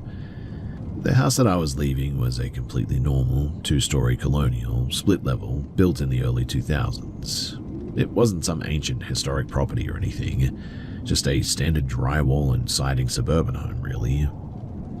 On our very last weekend there, a buddy of mine came over to help us tape up some final boxes, and afterward, the three of us sat on the living room floor eating some takeout. Around 11:30, my friend stood up to head home, and he was completely practical, a stubborn guy who laughed at anything remotely strange or superstitious. I walked behind him to the front door, watched him walk down the driveway, and locked the door behind him. I walked back into the living room and asked my girlfriend if she was ready to call it a night. We killed the lamps and walked out into the entryway to head up to the carpet stairs. Right as she started telling me what time that we needed to wake up the next morning, a weird vibration sort of echoed from the top landing. I grabbed her arm and told her to freeze. We stood dead still in the hallway, listening. A second later, it happened again. 3 distinct heavy hand claps snapped through the drywall from the empty master bedroom upstairs. My girlfriend's first instinct was that my buddy had somehow snuck back inside through a window, or that he had never left really, and that we were playing a joke on her. But before she could even call his name, the exact same 3 claps boomed out from the dark ceiling right above our heads. Our stomachs completely flipped. We didn't even grab our shoes. We just yanked the front door open, sprinted out into the driveway, and slammed the door behind us. Standing under the streetlight, my girlfriend was still hyperventilating and insisting that my friend must be hiding in the attic somewhere. He only lived about a 5-minute walk down the block, and he'd only been gone for maybe 90 seconds, I would say. I pulled out my phone with a violently shaking hand and I called him, begging him to turn around and come back. Because he was such a skeptic, he thought that I was totally full of it and complained that he was too tired to play games. But I was practically screaming into the receiver, so he finally grumbled and agreed to walk back. While we were waiting on the street, the silence of the neighborhood started making us sort of second-guess ourselves a bit too. We began wondering if it was just the water heater popping or the house settling or something. To prove it to herself, my girlfriend stepped onto the porch, cracked the front door open an inch, and shouted up into the dark stairwell, "If there's someone up there, do it again." Without a single millisecond of delay, the house answered. 3 sharp, deafening claps, rattling the front glass. She literally slammed the door and backed into the yard just as my buddy rounded the corner. He walked up looking completely annoyed, convinced that we were just trying to freak him out. He had absolutely zero fear, mind you, so he pushed past us, unlocked the door, and stepped right into the front entryway while we stayed out on the concrete porch. He stood right at the bottom of the carpeted steps, looking up into the pitch black of the second floor. My girlfriend, her voice cracking, called out through the screen door, "Do it one more time." And from the top of the stairs, it happened. It wasn't as loud this time, but it was completely clear. 3 dry, deliberate claps coming from the empty hallway floorboards. My buddy slowly turned his head around to look at me through the screen door. Every bit of color had completely drained from his face, and his mouth was open. I had known him since we were kids, and I had never seen his eyes look that blank and terrified before. He didn't say a word. He just walked straight out of the house, locked the door behind him, and handed me the keys with a hand that wouldn't stop trembling. We slept in my truck at a 24-hour truck stop parking lot that night, and we hired a moving crew to grab the rest of our boxes the next afternoon. Years later, too, my mother actually finally let slip after a few drinks at Thanksgiving that apparently she used to hear those exact same 3 claps coming from the drywall when she was home alone during the day, but she was too embarrassed to tell anyone. Honestly, too, I'm actually pretty glad that we had multiple witnesses for this, because if I had been alone in that hallway, I probably genuinely would have thought that I was completely losing my mind.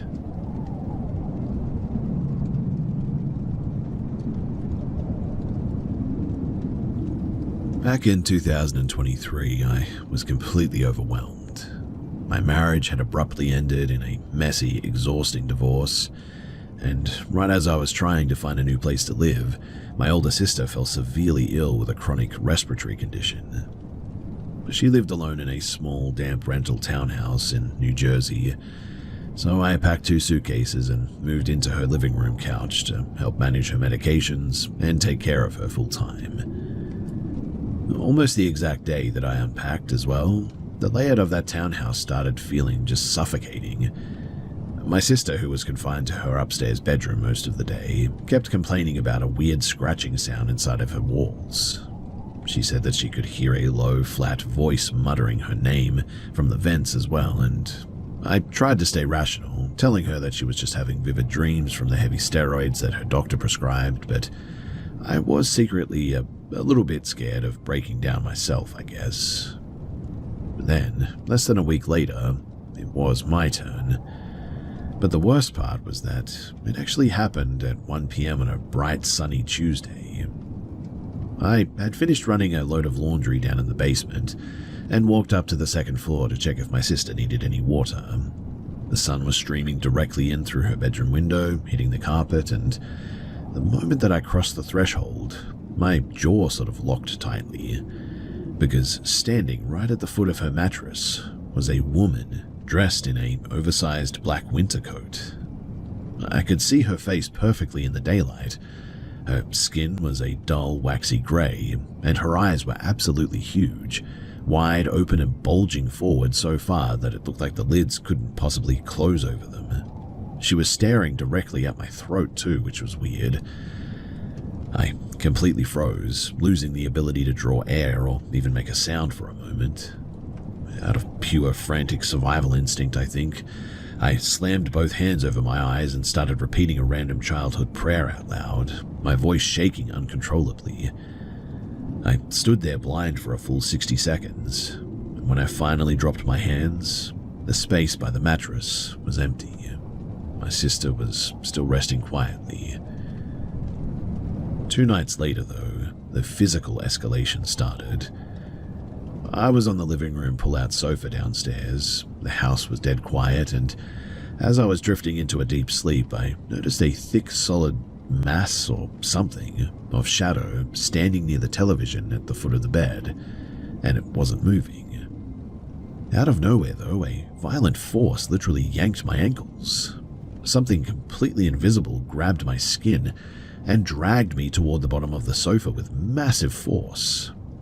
The weight of the pull was so sudden and heavy that my thick wool comforter was launched completely off the frame, landing across the room against the baseboards. I bolted upright in the dark, my adrenaline spiking so hard that I felt physically sick, and scrambled up the stairs to spend the rest of the night sitting on the floor of my sister's room. The absolute breaking point, though, happened yesterday afternoon. So my mum was driving over to drop off some groceries, and about 10 minutes after she arrived, I was sitting alone at the small laminate kitchen table eating a sandwich, when suddenly a sharp white-hot pain flared up in both of my forearms.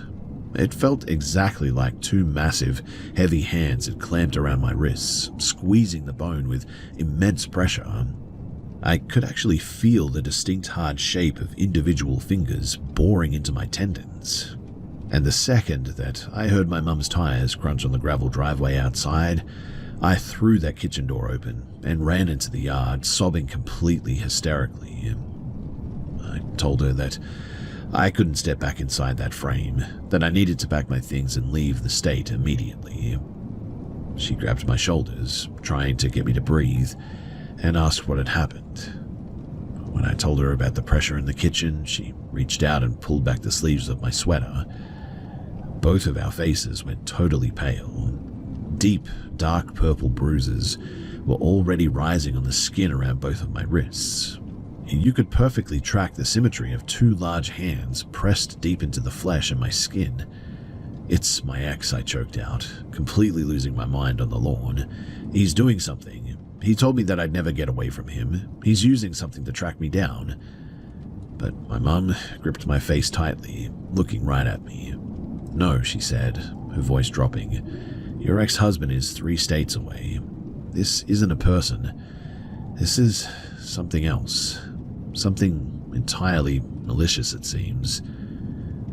She called her brother that afternoon, who brought over a local pastor that he knew from a traditional parish down the highway. The man walked through every room of that townhouse, reciting prayers and wiping down the doorframes. And, wouldn't you know it, it actually worked. Since that afternoon, the heavy pressure in the hallways has completely lifted, and the scratching in the drywall had stopped. But there is one detail that still makes my stomach turn a little bit. You see, a few weeks ago, I was talking to an old mutual friend from my ex-husband's hometown, and she casually mentioned that his family had a long notorious history in their rural county for practicing weird generational folk curses and occult stuff out of their barn or something. I used to think that those stories were just small-town gossip, but after looking at that finger mark on my own skin, well, these days, I'm not so sure anymore.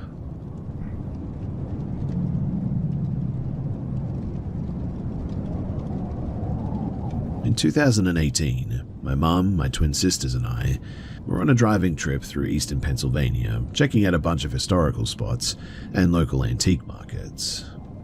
We ended up taking a detour down a long two-lane county road outside of Bethlehem, passing through an old semi-abandoned industrial limestone quarry site that had been turned into a nature reserve many years ago. The three of us always had a weirdly identical sensitivity to certain locations. We'd occasionally pull up to an old building or maybe a trail and all feel the exact same sort of unexplainable feeling. So we generally knew when a spot had a bit of a bad history. This site was completely empty when we pulled our car into the gravel turnout. At the edge of the walking path stood a small rusted steel memorial marker dedicated to a young local worker who had been killed in a machinery collapse back in the early 90s. It had a small faded color photograph of the guy attached to the metal behind a cracked piece of plexiglass. I was the first one to walk up to this marker, and the second that my eyes focused on the face in the photo, a sudden white-hot agony flared up in my right shoulder. It was so intense and physical that my breath caught completely in my throat, and I collapsed sideways onto the gravel path, clutching my arm. For context, I had turned my rotator cuff in a bad fall a few years prior, and that joint had always been a bit of a weak point for me. My sharp yell immediately brought my mum running over from the car though, and the moment that she stepped within 10 feet of the metal marker, she stopped dead in her tracks, clamped her hands over her temples, and groaned. She was hit with a sudden violent migraine so severe that her eyes started tearing up. She staggered backward toward a wooden bench, and I managed to sort of limp over to join her, keeping my weight off of my right side. I looked back at my sisters, who were still walking up the gravel trail, and screamed at them to stay away from the clearing. But the younger of the twins didn't listen. She stepped up to the edge of the quarry fencing to see what we were looking at, and within 3 seconds, she doubled over, clutching her stomach. A wave of dry, heaving nausea hit her so quickly that she couldn't even speak. She had severe gastrointestinal issues since she was like a toddler, and she said that it felt like her stomach completely knotted itself into a ball. My mother as well had cluster headaches as a bit of a problem as well, so it seemed like it was a total coordinated physical assault on every single one of our pre-existing bodily weaknesses, happening in the exact same geographic radius and in the exact moment. We didn't say another word though. I helped my mum back to the passenger seat. My sister crawled into the back, still clutching her stomach, and we peeled out of the gravel lot as fast as the car would go. By the time that we hit the state highway about 20 miles away, the physical symptoms had vanished from all three of us, just as quickly as they had arrived. I actually drove back through the same county road alone about a year ago in 2025. I parked my car, walked right up to the rusted steel marker, and stood there for about 10 minutes. The air felt totally light, and the sun was warm, and I didn't feel a single thing.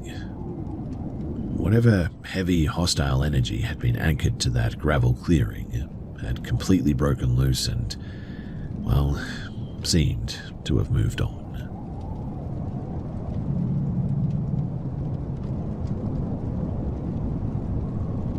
Between the ages of 12 and 14, my family was living in a crowded multi-family apartment block in a dense suburb outside of Chicago.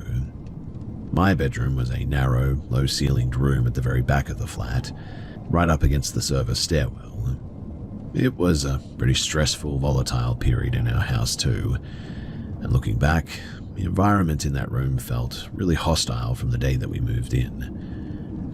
It started with small, sort of jarring details. Like, one night I looked up at the wall space above my tall laminate chest of drawers and saw a dense, ink-black shadow, and it was shaped like a tightly curled infant, is the only way that I can put it. I know, weird, but that's just what it looked like. It stayed completely frozen there for hours, too. Years later, my mother casually mentioned that she had miscarried a late-term pregnancy right before I was born, and she admitted that during our first year in that apartment, she used to constantly wake up at 2 in the morning, convinced that she heard a baby wailing from the hallway vents, though my siblings and I were always dead to the world. By that winter, though, the bedroom felt a lot like a pressure cooker. I'd be lying awake trying to sleep, and the air around my face would completely shift. I'd feel a distinct warm pocket of air blow directly into my ear as well. And one night, a voice completely disconnected from the room loudly whispered my first name right next to my pillow. If I walked out to the kitchen to grab water and left my bedroom door popped wide open, I would turn around to find the heavy wooden door completely clicked shut into the latch. I got so terrified that I started sleeping with a desk lamp burning at all times and a small desktop television playing static on a loop. But then, the television began turning its own volume dial up and down in increments, while the remote sat across the room on a desk. But the most frequent and, well, unnerving thing was the physical shaking of my mattress. I would be lying completely still, holding my breath, and the entire spring frame would begin vibrating and shuddering under my weight, like a heavy engine was running directly underneath the floorboards. Eventually, the activity bled into the daylight hours too. I'd be sitting at my desk doing homework or something like that, and a loose laptop charging cord lying flat on the rug would suddenly flip 3 inches into the air on its own. My dad, a friend from school, and I all stood in the kitchen one afternoon and listened to a massive heavy stomping sound rattle the ceiling panels from the crawl space above, an area with no floorboards and barely 2 feet of clearance. Through the window, I'd occasionally see the blurry hooded outlines of figures walking along the narrow exterior fire escape's walkway, even though that level was completely blocked off from the street. My older sister, she shared the room with me for a year as well.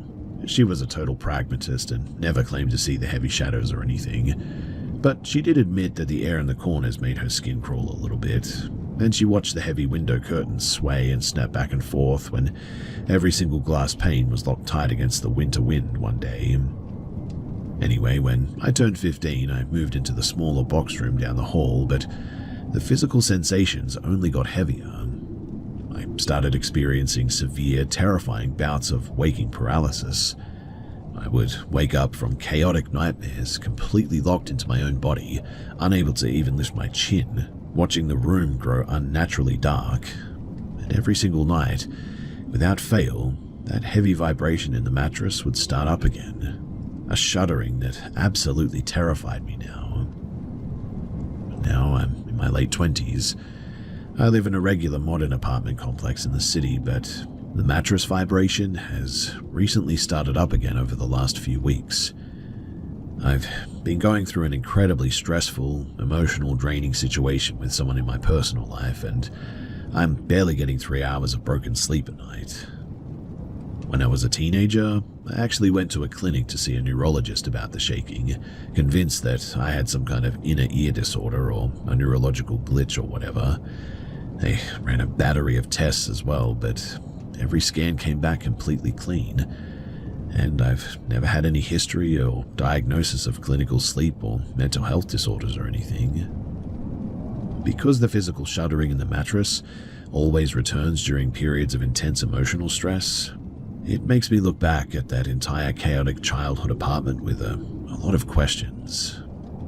I had a very difficult, unstable upbringing, and my memory of those years is incredibly hazy from the trauma of that household. When I was even younger, I remember being terrified because the faces in my wall posters seemed to distort, or I'd see phantom bugs tracking across the wall that vanished when I hit the light switch. It makes me wonder, though, if a person's nervous system, when subjected to extreme stress or trauma at a young age, can project that internal pressure outward into physical symptoms of some sort, or if certain environments are just inherently broken and some of us are wired to feel whatever that is.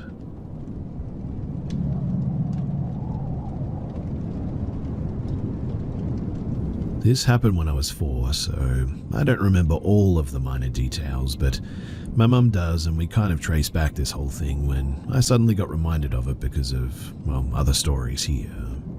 I'll try my best to explain and add the bits from my mum's memory, but bear with me. So we used to live in a very rural area at the time, and we owned a small farm. Most people in that area had their own farmlands, but the houses were located about 5 miles away from the area where all the farms were. It was the time when we had only one cell phone that my father used to keep with him all the time, and no landline at our house. There was a public telephone booth 2 blocks down that a lot of people in the neighborhood used, though. Now, it was around summer, I think, but there was this group of gypsies, and they were notorious for stealing the crops and would also rob people occasionally, especially women working alone at the farms. My father had a regular job besides managing the farm, so he'd leave very early and would be back late at night. Normally, my mum would manage the farms by herself, but since the gypsies were going through around and robbing people, she stopped going there for a while, and I was also very young then. Most people in our neighborhood, they worked at their farms starting early mornings till evenings, so our neighborhood was pretty desolated during the daytime, except a few people like 3 or 4 blocks down to our house. Mum was always very careful about locking the main doors and the windows, so there wasn't too much to worry about. My Gramps, from my mum's side, he was visiting us one of these days, and he's like a very tall, big guy. I was playing in the dining table area, my back facing the main entrance, and my mum was in the kitchen, while Gramps was inside the guest room, since he just arrived, changing or freshening up.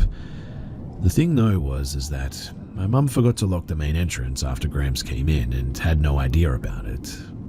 I was facing my mum telling her about whatever little me was doing, and she was facing the entrance, and I clearly remember feeling terrified by the sudden change of expression on my mum's face. And now that I'm more aware of the wide range of emotions than a 4-year-old, I can tell that it was a mixture of dread, shock, and pure anxiety. She left whatever she was doing in an instant, and now she was standing between me and the entrance shouting with a kitchen knife in her hand. And as I peeked out from behind her, there was a woman, and she had a sickle in her hand inside of our house. She was standing there, trying to make conversation as if it was just normal. She definitely thought that we were the only people in the house. She was wearing a lot of metal jewelry and stuff. The gypsies wore those. Mum was telling me to run to Gramps, and I was crying, not wanting to leave her because I could probably sense the danger. It's only been like 2 minutes, and my Gramps come running down and yelling from the room in the far back, telling the woman to get the heck out of our house. She was still trying to pretend and telling stuff like she just wanted some water and this is a pretty house, but now she was also backing away. More yelling and shouting from Gramps and Mum, and the woman finally left. My mum locked the entrance, and now my Gramps was trying to calm her down as she was shaking a lot. My mum told me later that the most scary part was that she couldn't even notice the woman getting inside, and I could have been seriously hurt or possibly taken hostage if she had noticed even just a little bit later. And the woman didn't even flinch when it was just my mum shouting at her with a kitchen knife in her hand. So she was not scared at all by her and was most probably looking for an opportunity to take her on. My mum was a small build, and that gypsy woman was tall, like much taller than my mum. No wonder she was prepared to take her chances.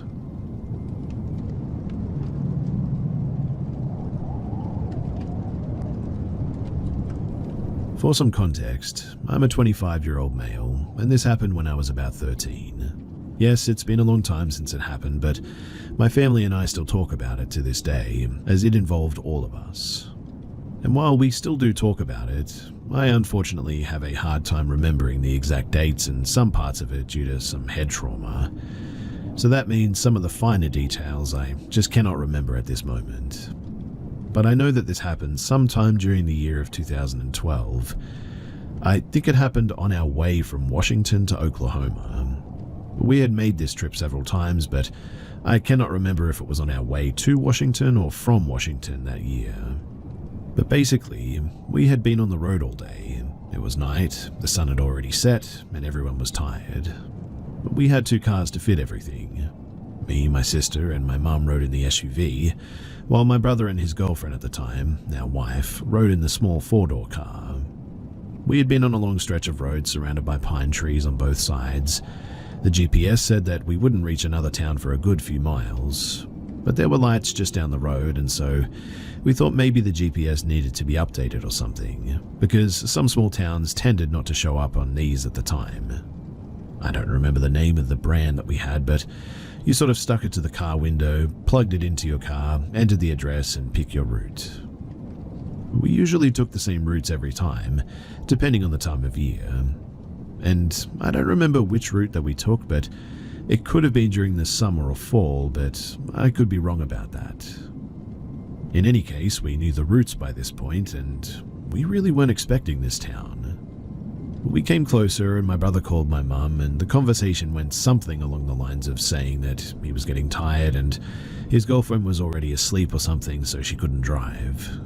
My mum agreed that she may be too tired for once and needed to pull over to find a hotel in this town, and he said all right, and he slowed to get behind us so he could follow us to pull over. At this point, everything seemed, well, pretty fine, and nothing was really out of the ordinary. It wasn't until we passed the sign with the name of the town on it that my gut twisted. I remember watching as we neared the town, and there was just an inkling of a feeling that I didn't understand yet. Everything seemed fine, but I kept watching my surroundings as we drove. The lights had a sort of sickly yellow or orange hue to them. I remember looking at the sign as we passed it, but I can't remember the name of the town. And the funny thing about that too is that no one can. No one's been able to. Yet we wrote it down that night and the day after, so we didn't come through it again. But anyways, we passed the sign and my gut just suddenly drops. At the time, I didn't understand what I was feeling was anxiety. I just remember thinking that we're being watched. But looking around, there was no one. Well, yes, it was the middle of the night, so people were probably asleep. There were also no cars. The buildings were empty. The air itself was stagnant as we drove through it. Now, I know kid me had a very active imagination, but my older brother can confirm the town was empty in a way that it scared even him. We saw a church sitting on a small hill just to the right side of the town, and we drove up to it.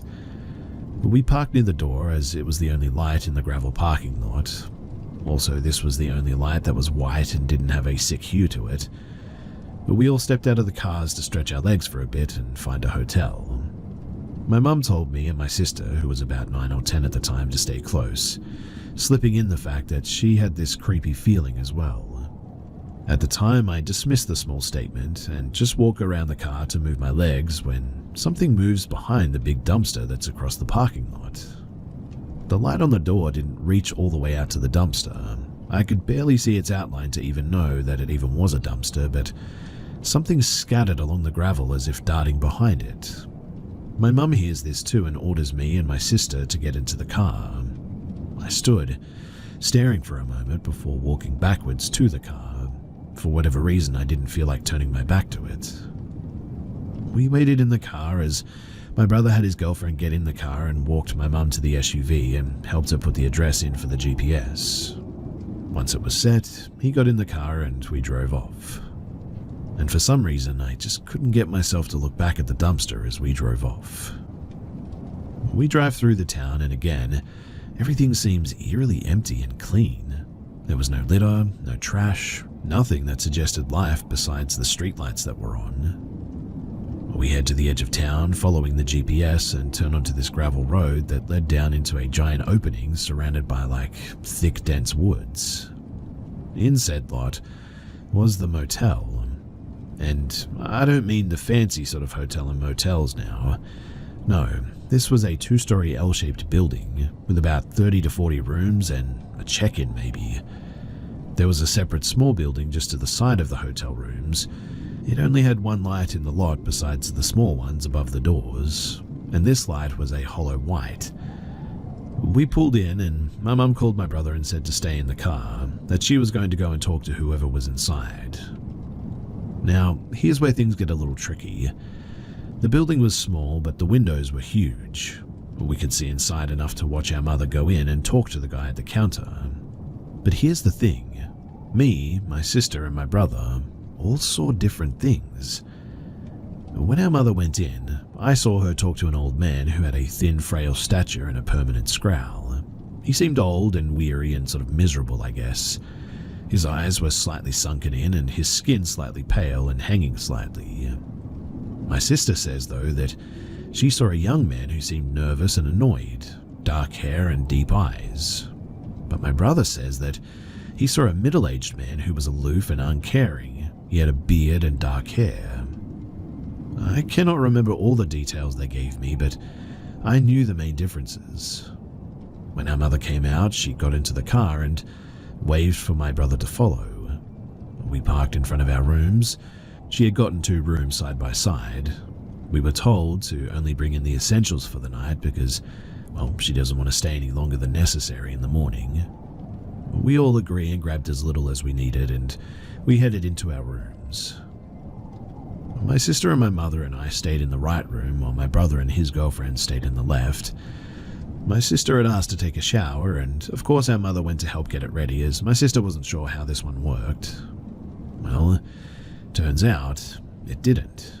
The water just wouldn't turn on. So she calls my brother and explains, and of course he comes to get her so she can shower in theirs, and while they go and do that, my mum looks at the beds, realizing that I'm staring at them, and she goes, "You don't want to touch them either, do you?" Hearing I wasn't alone in this feeling, I smiled and I shook my head. I said that it feels gross, and she said that it does. She went to check the beds when my brother came running back to our room. He opened the door frantically, and of course it startled us a bit. He said to pack my things and asked my mum to come here. She nodded and followed and began putting stuff back in my bag. My sister came back over and she looked freaked out. I remember offering to help her pack and asking what had happened, and at first she had a bit of a hard time trying to say it, but finally got it out that there was blood in the shower when they went in. She freaked out and had Caleb check it out, and he came to get our mum. She came back and calmly said to put our things back into the truck and to get in. At that point, it really hit how bad this place felt.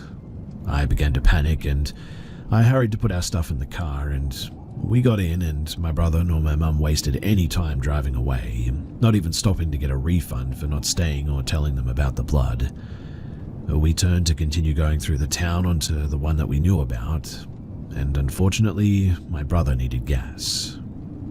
Luckily, as we get to the edge of town, like the rest of it is in our rearview mirrors, there was a gas station, but again, no cars, not even an employee's car. My brother pulls up to the pump and my mum pulls up to the one next to it, so we're all still together. We all jump out and go inside after my brother pumps his gas. At this point, we're all sort of awake, so we grab a drink and a snack and we pay for the gas. That all goes fine until we go back outside. We're all heading back to the cars, and my brother's girlfriend was in the car already. I was walking next to him, and I don't remember what we were talking about, but we were laughing some to kind of ease the tension, I guess. But, well, I'm standing next to him, and he's putting the thing back to the pump, and something moves across the parking lot. Both of our heads sort of shoot up, and we're staring at a shed in the back corner, along with tall, intimidating trees behind it, when all of a sudden, 2 figures dart and run behind the shed. My brother slowly closes his gas tank without taking his eyes off of the shed, and he tells me to get back into the car. As soon as he says it, 3 pairs of glowing yellow amber eyes are staring back at us from beside the shed, yet taller than it. My brother yells for us to get in the car and that we need to leave. He books it to the front seat of his car as I jump into the truck, and he speeds off, my mum following after him. My mum is asking what happened because she didn't see that part, but luckily my sister had seen it also. We began telling her what had happened and she called my brother. He told her the same thing and she said that we'll never be coming through there ever again. After this, we drove to the next town and found a Holiday Inn and we went there instead. We spent the next hour, I think, just kind of talking about what had happened until we were all calm enough to finally get some sleep.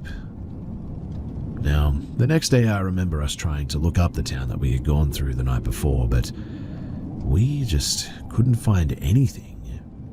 We thought that maybe it just wasn't a well-known town, so we got our older maps and even asked the people that worked there about the town a few miles away, and nobody knew anything about it. They even said that there wasn't a town there that way for miles. Since then, it's had us all dumbfounded about it. Now, there's no point trying to find it anymore as we just cannot remember the name of it, like I said earlier. But it's still a deep enough rooted memory that we all talk about it still. It's not often, but it's like something we cannot forget, no matter how hard we try.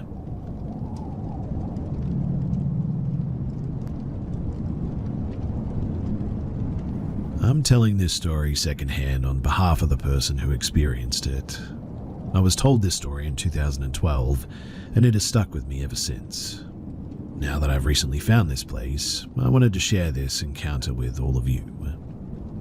So the gentleman who imparted this story to me did so after a lengthy evening of enjoying beers at the fire pit in the backyard of his, at the time, Reading, CA home. He recounted the time when he was a teenager, living in a nearby town called Red Bluff. He had a girlfriend who lived within walking distance of his home, and he used to sneak out and head to her house in the middle of the night. He recalled how the road that he would walk to her place, it spanned a rural distance before reaching her neighborhood. On one occasion, he was making his way back home early in the morning after visiting his girlfriend. It was still very much nighttime as he was walking along the road. At this particular section, the road passed through the long, dark section of rural span, only to be momentarily lit by the infrequent passing of car headlights. It was dark and quiet as he walked when he noticed the sound of what must have been footsteps following behind him. He was immediately made uncomfortable by this. It was not uncommon for drugged derelicts and transients to be wandering at this time of night in this area. These would be characters that you would certainly not want anything to do with at this time of night, at this location especially. So he increased his pace, yet the footsteps seemed to remain just as assuredly behind him as before. His discomfort began to elevate to panic when suddenly a car was heading toward him on the desolate road. He knew as the headlights passed that he would have a chance to see who was following him. The moment came and he turned to see what this crackhead wandering in the night might look like, but what he saw was nothing of the sort. He explained to me what he could only describe as what looked like a large Great Dane walking upright on its hind legs. I believe that he did say that it looked like the creature had a snout, but he said the skin looked grey, pale and hairless, and it was very skinny, to the point where you could see its skeleton underneath. The most memorable detail that he kept recalling, though, was the way in which its ribcage protruded, just like that of a Great Dane, he said. The rest of the story is pretty short, but what he saw terrified him, and he started sprinting and didn't stop until he reached the nearest lit area that he could find, which was a random parking lot. He stood there terrified until the sun started coming up, walked the rest of the way home, and he never went down that road at night ever again.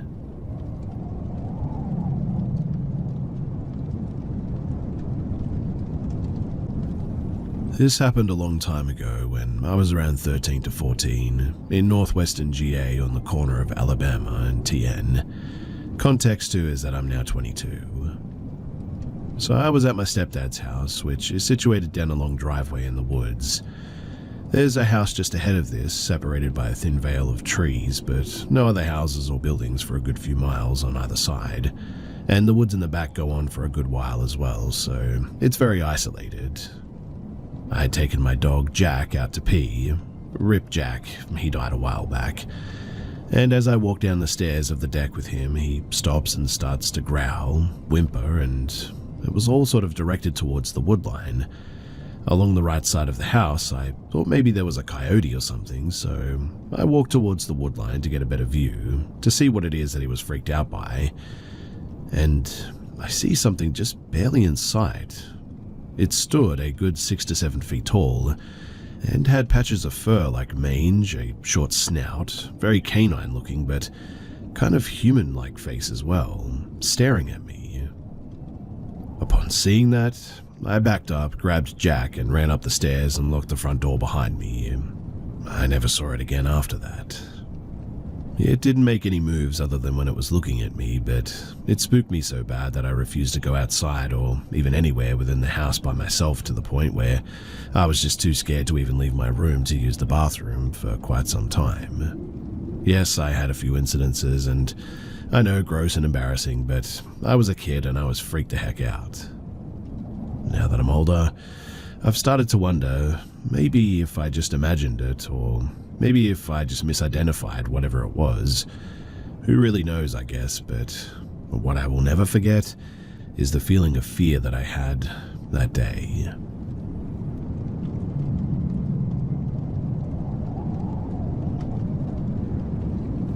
I was around 6 when it happened.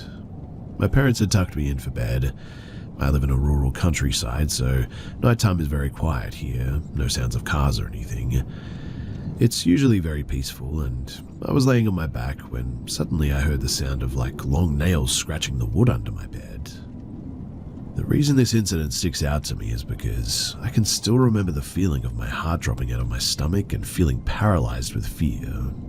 I was about to call out for my parents when my dad crawled out from under my bed and stood up in the dark, just looking at me. He said, "You forgot to say your prayers," then walked out of my room. I was understandably shocked. I didn't leave my bed afterwards, and I must have fallen asleep at some point. My dad would normally tell me to say my prayers before bed, so this seemed like something that he would say, but I have no idea what would possess him to hide under my bed. My dad denies ever doing this, but I brought it up numerous times over the years, and he has never admitted to doing it. I never really considered until recently, though, that he definitely doesn't have nails long enough to make the deep scratching sound that I heard. But what do you guys think? Maybe I fell asleep and had a vivid dream? I also considered that it could be something paranormal, but I don't know.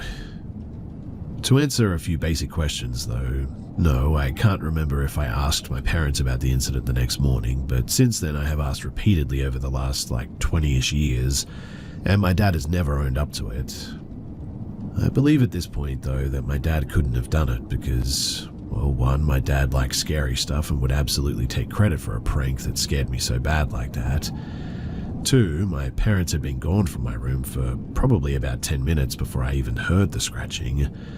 It's possible my dad could have stayed behind, but he could not easily fit under my bed without me noticing, that's for sure. Three, he's not really a drinker, so I doubt that he was passed out on the floor or anything. I'd like to believe that it was just sleep paralysis, like many have theorized. However, that would be my one and only time experiencing it, so that's a bit odd, right? There's definitely a chance that it could have been something more sinister, and it's something that I hope to never, ever encounter again.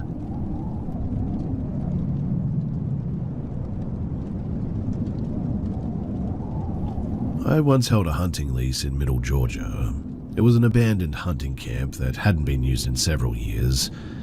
I'm not superstitious at all, but this place was legitimately spooky. It was miles down an overgrown dirt road and completely surrounded by woods. It's probably the most secluded place that I've ever been. I used to hunt there by myself a lot, and there was always this weird sense that I wasn't alone out there. There was a locked gate at the front of the property, but it was not uncommon for us to find the front door of the cabin open, even when the door was locked. That was pretty creepy, but that's not what this story is about. One evening, I was hunting down in a small valley by a food plot that we put lining a creek that bordered the property at. From the minute that I sat down, I had a weird feeling, like I wasn't in a safe place even though I was holding a gun with ballistic-tipped rounds. I just didn't feel like I was the top predator out there, if you know what I mean. I didn't see any deer while I was sitting at the stand, but the forest was abuzz with activity that day. Birds, squirrels, and other critters singing their normal evening symphony. And then, all of a sudden, just silence. Everything just stopped. It felt like everything in the woods was just looking right at me, too. It was getting dark fast anyways, and I was obviously extremely creeped out by that, so I packed up my gear and started the walk back up to the cabin. About 100 yards away, I had this feeling that something was coming up behind me. I spun around and pointed my rifle back down the pathway towards the food plot, and that was when I saw it. There was something standing in the middle of the path. It wasn't a person, but it didn't look like a deer or anything that I've seen before. There was hardly any light to make out any features, but it almost looked like some kind of bipedal deer or something. It was just standing there, staring at me too. I quickly made my way back up to the cabin, packed my stuff up, and I just got out of there.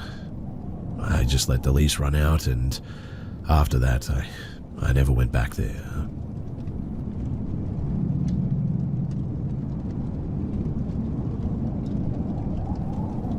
Last year, I started law school in Los Angeles. I have never lived in a big city before, and I was really excited to be in a massive city with over 4 million people. Ever since I was little, I always knew that I had a half-sister in LA, but my parents had this weird anger toward her that always made me feel like a taboo topic, I guess. Of course, I had looked her up on social media and I knew what she looked like, but that was about all. We had never actually met, and she was never that active on social media, so there wasn't a lot that I could see anyway. But out of nowhere one day in my first year of law school, I got a friend request on Facebook from my sister. Her profile seemed legitimate, and she had Facebook friends, and her profile picture looked like her. She sent me a message inviting me to a little dinner party at the park with her friends. We could finally meet each other for the first time. I was new to LA as well, still sort of am, and had no idea which parts of the city to avoid at night. I was really excited about that idea though, but I also had a lot of anxiety about it too. It would be nice if we had met, totally clicked, and became besties for life. But what if we ended up sobbing like we were in some dramatic movie scene? What if I tried to talk with her and she just didn't click with me, and she started showing me an attitude? Or worse, what if it's all going well until we have some kind of disagreement? Someone said something hurtful, and then we were both crying in front of everyone. Honestly, if she had suggested a cozy little bakery for desserts instead, I probably would have gone. But going to a park with other people just didn't feel right. I thought that it was like such a precious moment that I didn't want to have it in front of all these other people. I couldn't bring myself to go, in fact. I didn't want to have to risk having a meltdown in front of all these other people. I was worried about how messy it would get. Anyway, a few weeks later, I googled that park just to see what it was like. Maybe we could meet up there together, just one-on-one after all. And that's when I learned that something was wrong. I won't say the name of the park, but anyone who has lived in LA for long enough will tell you that it's not a safe place for girls to be having a dinner party at night. The area surrounding that park has very high violent crime rates. It's controlled by gangs. Even people who do illegal business in that park are forced to pay a tax to the gang in exchange for being left alone. So now, I was really concerned, but also curious. I actually tried to get a hold of my sister myself. She was an undergrad at the time at a local college. I had a friend who went to her school. I asked my friend to reach out to her on campus and ask her if she'd be okay with meeting us. They connected and the three of us met at my friend's house. And thankfully it was great. We got along really well. My friend was also very happy to do that for us. The three of us had a lot of fun. We weren't bursting in tears, but we let out a few, and we had dinner, we watched a movie, and we spent the night at my friend's house. Now, when I told my sister about that whole thing, she said that she hadn't used Facebook since like high school. So clearly somebody was impersonating her. I would have told her to have reported the fake account, but unfortunately, it had already been deleted. She knew that she had been impersonated on social media, though. Another one of her friends had been scammed by someone pretending to be her, and it was some scheme involving fake concert tickets or something like that. Someone, though, had been impersonating my sister. They knew that I was in town, and they literally tried to lure me into one of the most dangerous parts of LA at night. I still have no idea what their actual motives were, but I don't know if I even want to find out, to be honest. I mean, that's a very, very scary thought. Meeting my sister after all these years was a beautiful thing, but the whole backdrop, it was terrifying.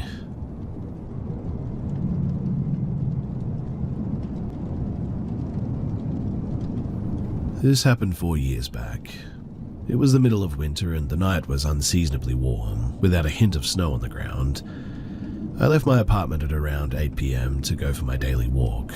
I worked night shifts and my schedule was pretty messed up, hence the 8 p.m. walk, figuring that I would cross the bridge into the city nearby. For further context, I'm a pretty tall guy who's fairly athletic, and I was in my late 20s at this moment. I'd rarely had a problem walking at night, and at the time I felt safe to do so. So I put my headphones in and I headed towards the bridge. The first 20 minutes were uneventful. I passed by old houses, a subpar Mexican restaurant, a really good Mexican restaurant, a sketchy gas station, and some newly built upscale apartments. And finally, I was at the river, enjoying the view of the bright lights over the dark flowing water, not yet frozen. I crossed the bridge into the city and hit a crosswalk button at a four-way intersection, and then noticed someone standing on the corner opposite. The only other soul I'd seen outside of that night. Seemingly, she was doing nothing, and I assumed that she was waiting for an Uber to come and pick her up, since she didn't seem to be waiting for the light to change. The street, ordinarily busy during the daytime, was now silent. The light changed and I crossed, heading in her direction. As I neared her, I noticed that she would cast glances in my direction and then sort of look away, almost sheepishly. She did this multiple times, and I figured that she was just unnerved by me. I sympathized with that, figuring that it must have made her uneasy, us being the only two people on a dimly lit street like this. As I passed by, I took in her outfit, mostly because I thought that she looked cold. She wore a knitted hat with tassels, a sweater that looked too thin for the winter, tight jeans, and a little plastic children's backpack on her back. I thought that she was in her teens at first, but upon closer inspection, she appeared to be in her late 20s or maybe even early 30s. She had short cropped light brown hair and a pale complexion. She was skinny and was of average height. I was maybe a head taller than her, I would guess. But I walked by and continued down the street without much more of a thought. I passed by high-rise hotels on my right and left and made my way into a central park. During peak hours, this place would be packed with tourists and locals alike, but that day, at an odd hour and with the pandemic in full swing, I felt like the only man in the city. I admired the brilliant display of lighted trees as I crossed through the center of the park, and then, figuring I was at a good halfway point in my journey, I made my way around an old marble and stone library back towards the bridge. As I turned the corner of the library back into the street from which I'd come, I nearly collided with someone moving towards me.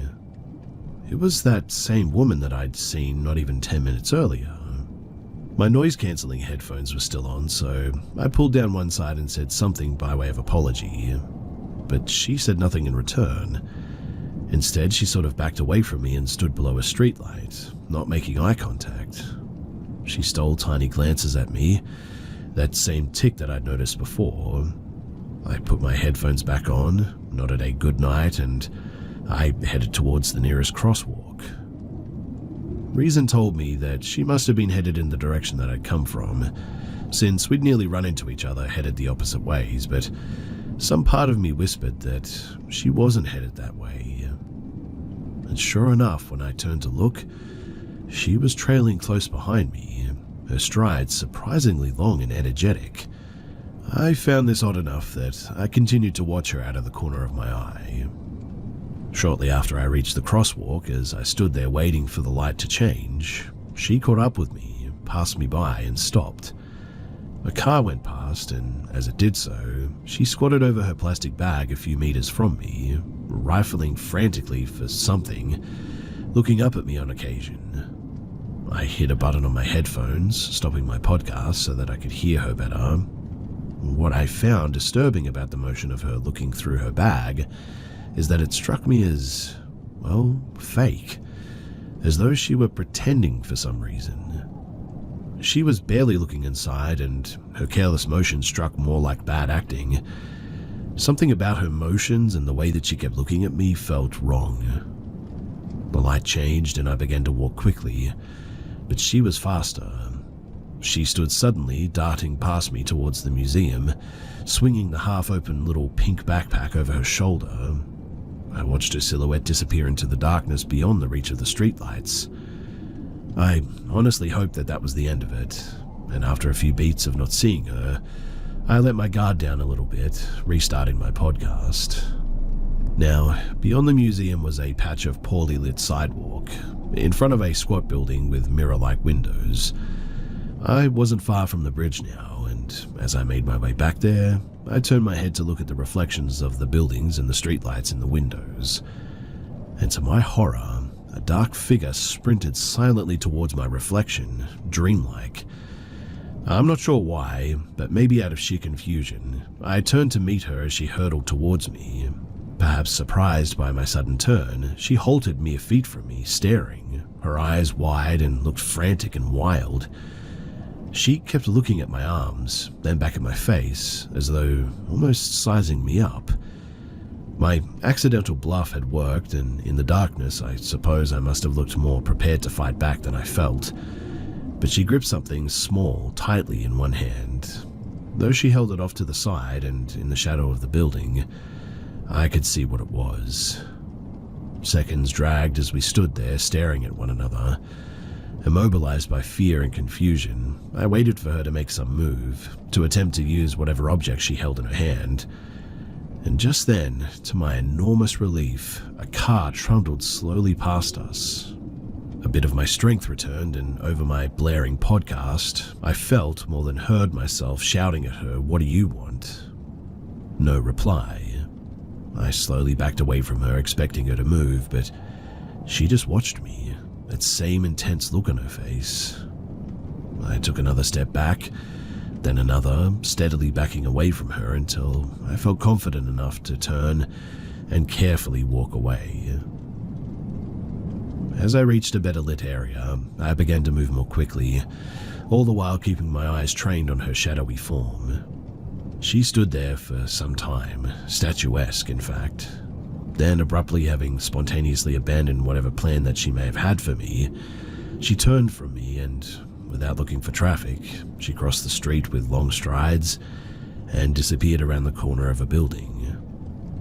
Something about the casual air of it, though, just really disturbed me. I kept my eyes trained behind me on my walk home, afraid that she would follow me.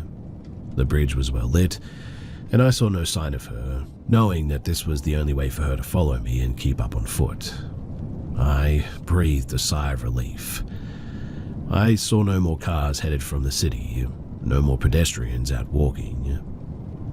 Thankfully, nothing happened after that.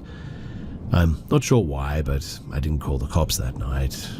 I still regret having not called, despite my roommates insisting that I do so. I just remember sort of thinking that I wasn't sure what to say to the cops, that I hadn't really been attacked, I guess, that they wouldn't be able to find her anyway. I made up excuses, I guess, but I suppose I must have been in shock, maybe, in denial at having been nearly ambushed, especially by someone smaller than me, in my own city, so close to my apartment. One of my roommates called the cops for me, though, and a cop did drive through the area, but by that point, she was gone.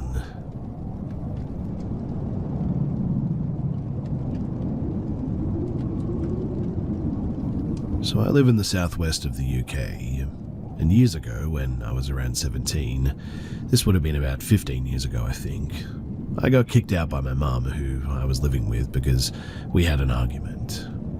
I wandered the streets that night, trying to stay awake. I asked friends if I could stay with them, but that wasn't an option, unfortunately. At the time, I lived in a relatively new suburban area, so I decided to walk into the nearby woods that overlooked some farmland, hoping to watch the stars and find a place to sleep. This was at around 2 in the morning. There was a large wooded area near some flats, and I crawled through a thicket which led to an open space. As I walked through, it was pitch black, and I thought that this would be a nice, safe area to try and sleep at. As I lay down, suddenly I heard footsteps, though. They sounded heavy and loud, and it sounded like they were circling me. I froze and asked if somebody was there. The footsteps got faster and faster, pacing around me. Then I heard a deep growl, and whatever it was, it sounded big. I panicked and ran away through that same thicket and back onto the street. At the time, I had about £100 in my bank account, so I wandered to a nearby hotel to see if I could get a room, but they wouldn't let me in. I was cold, desperate, and scared, so I walked to a nearby 24-hour shop, bought some snacks, a torch, and I made my way back to the thicket, and this time I was armed with light. When I returned to the woods, I heard the footsteps again. I quickly turned on the torch, shining it all around, looking for where the footsteps were coming from, but I couldn't see anything. Then I heard the growl again, and it was deep and reverberating. It sounded like it was right next to me. I could hear it, but I couldn't see it, but whatever it was, it sounded big. And no matter how much I shone that torch around, I just could not see what was making the noise. I ran away to a nearby bus stop, and I spent the night there awake but scared, and spent my night there too. The next day, I met up with a friend and I told her what had happened, and I wanted to investigate, so me and her went to go through that thicket and into that open place, and she was scared after the story that I told her, but it was daylight.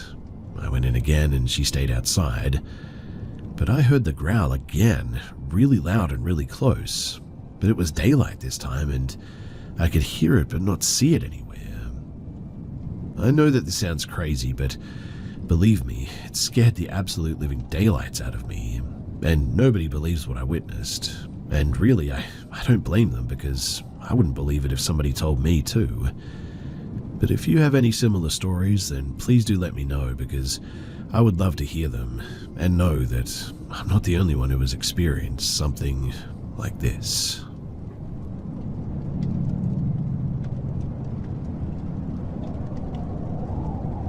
This happened a few hours ago. So in my town, there's a story that a guy has moved into the deep woods close to our town. I never believed it, as I go for night drives occasionally, and I've never seen him or anything resembling a man that lives in the woods. Anyway, tonight I decided to go for a drive and drove past a pizza place. Being hungry, I decided to get a pizza before I went home. In my head, I had a plan to eat the pizza and play some Minecraft, as I'm in my 2-week Minecraft phase at the moment. I paid for my pizza and started walking to my car with the pizza in one hand and my phone in the other hand, messaging my friend if he wanted to play some Minecraft when I got home. I look up from my phone to cross the road to the car park, and I see something under my car. It looks like a shadow or something dark. I put my phone in my pocket and pull out my keys. I unlock the car to scare off anything close to the car. I was thinking that it could be a cat or a dog just sort of hanging around my car, but when I unlock the car, nothing happens. No cat running away and nobody running away. The shadow looked like it was cast from the driver's side, so I was going to have to look at whatever it was, whether I wanted to or not to get in. I put my keys away and pull out my phone again and turn the flashlight on to see better in the dark. And as I turn towards the driver's side of my car, I see him. A dirty, naked man with big eyes staring right at me. He was crouched down trying to hide from me, and now, I don't usually get scared of anything really, but this guy terrified me. He looked like he had rolled around in mud and it had dried out his skin. His eyes looked creepy, bloodshot and kind of bulging out of his head, and obviously he was completely naked. I get startled and sort of jumped backwards out of instinct, dropping my pizza in the process. It falls out of its box and onto the floor. I start moving back slowly and shout at him to get away from my car. He looks up at me and then at the pizza, then back at me again. He tilts his head to one side and then jumps towards the pizza like a dog, grabs it, and starts running away down the road, and I assume that he ran all the way to the woods. I wouldn't know where he went as I didn't feel like following him, but he definitely was in those woods somewhere.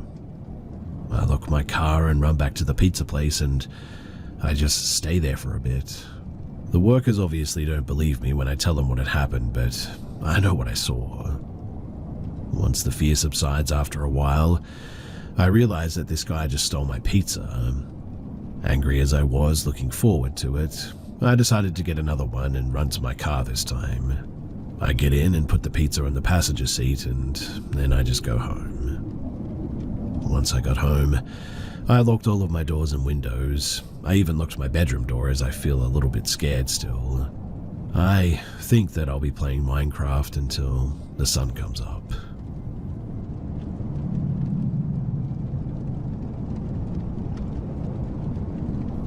This entire scenario happened a few years ago when I used to take walks alone, occasionally at night, which is something that I thought very little of since I lived in a heavily residential wealthy area. In other words, on the trail I'd frequent, houses were always within sight.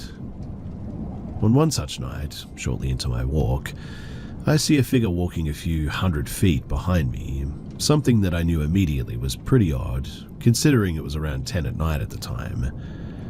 At first, I discounted this thought, since it was a public trail, and they could have very well been doing the exact same thing as me, just going for a walk. I continued on for roughly 5 to 10 minutes or so before looking behind me once more, only to find the same person still trailing me.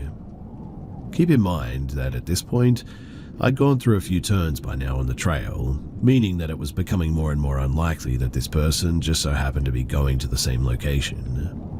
I decided to take odd paths and directions, turning off into the gravel and weirder, more roundabout side areas, and they still followed me. By the time that I was reaching the apex of my journey, passing by the local park, they were maybe less than 60 feet behind me, a distance that they could easily have covered in seconds. It's then that I decided to call my family. I had researched for this, I knew what to do, and believe it or not, the call, it didn't go through. As it turns out, my phone was a recent gift, and its service had been set up improperly, meaning that no matter how many times I frantically called in that moment, nothing would happen. In a decision I call back to as one of my best to this day, I acted as if the call had gone through, and was on the phone with my mum, miming out and talking audibly about my location and the person behind me, beginning to briefly describe them. Even in the act, I wasn't able to really do so, but as I could never get a proper view of their face, as if it was somehow shrouded in something, I did my best with what I had. And sure enough, when I turned around again, they were nowhere to be seen. And not that they had turned off and walked in another direction, but it was as if they weren't there to begin with. Weeks later, my mum told me that a police officer had come into her work and warned about abductions that had been happening in our area, specifically for child trafficking and organ trade. Well, I count myself as very lucky, and whenever I leave the house now, I am very aware, only doing so during the day, while taking a large knife with me too. There was a point later on in that neighborhood that a car clearly followed me, turning around in a cul-de-sac where there was no logical reason for them to be except for me. But this was the most obvious example of, well, an attempted kidnapping.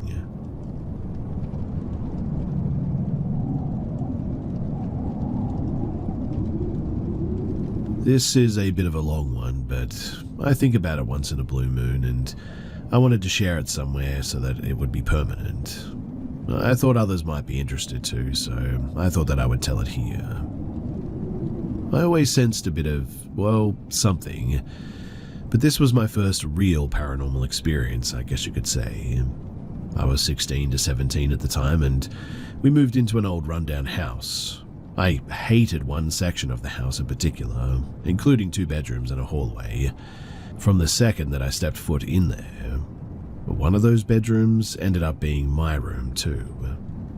I absolutely hated that house.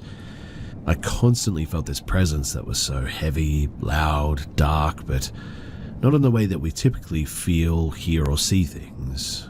That was the best way that I could describe it. It was almost like a physical thing that would follow me around, like I was aware of where it was at any given time. I could feel it coming and it would always fill me with dread. I was terrified. I would try to go to sleep at night and I could feel it moving towards me. It felt like it was crushing me, and it was so dense and I couldn't move. Sleep paralysis every night. I would often just be sitting on the lounge and I could feel it coming towards me. I felt like I was being preyed on. It would happen so constantly that I would stay at my nan and pa's house a lot, but it literally never happened to me unless I was in that house. Now, in a different house, my twins were around 3 years old at the time. They would talk about the man who supposedly sat in the sunroom and lived in the wall. They would point at one section of the wall in the hallway. They said that he was nice and protected them from the girl, and the girl freaked them out. Like, they would sprint back into the lounge room and say that they couldn't go anywhere because the girl was there. They described a little girl around 5 years old who had white skin, black hair, black eyes, cuts on her skin, wore undies, and would hiss at them with an angry face if they looked at her. The girl supposedly lived in my sister's cupboard, and they were too young to work it out at the time, but the back of my sister's cupboard was the same as the wall in the hallway where the man lived. They said that heaps of people lived in there, and we tried, but we could never find out much information about the house. Fast forward a few more years, another different old house. Hadn't experienced anything in that house until, well, stuff started happening out of nowhere. One of my twins, maybe 7 years old at the time I think, suddenly became terrified of going to bed. She refused to sleep with this one toy in her room, an old doll's pram that we had recently been given secondhand. She said that there was a black man with a tall hat who had pushed the pram back and forth in her room. The squeaking of the wheels was so loud that she had to block her ears, and he wanted her to look, but she would hide under her blanket, allegedly.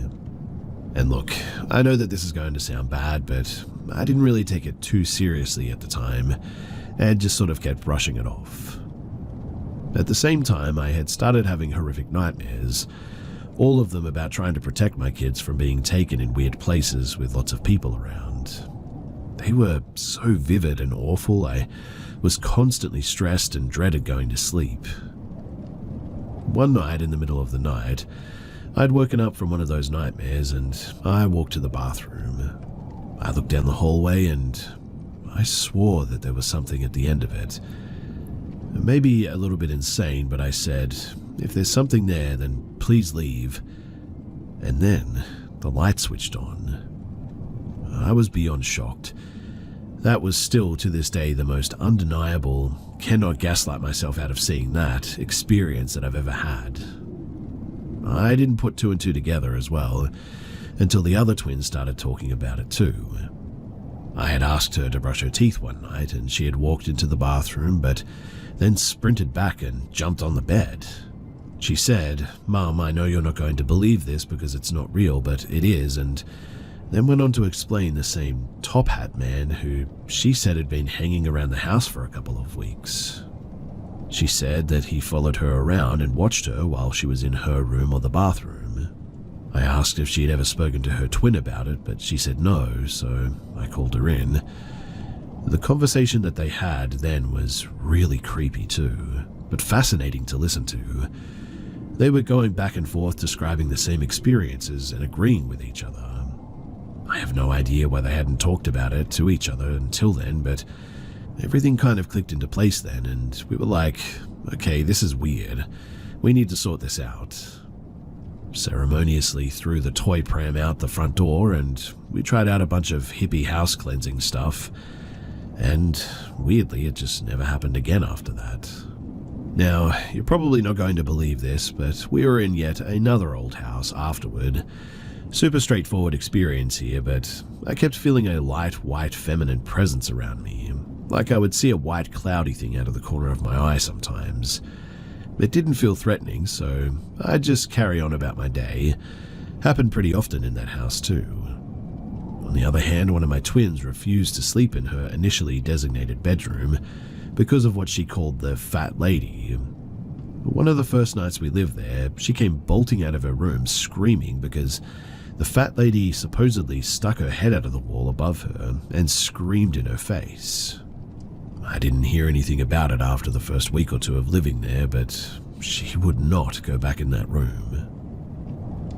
Just before I gave birth to my fourth child, I could feel this super positive energy around, like undeniably something there, almost like a physical thing that I could see and feel as a light, airy thing.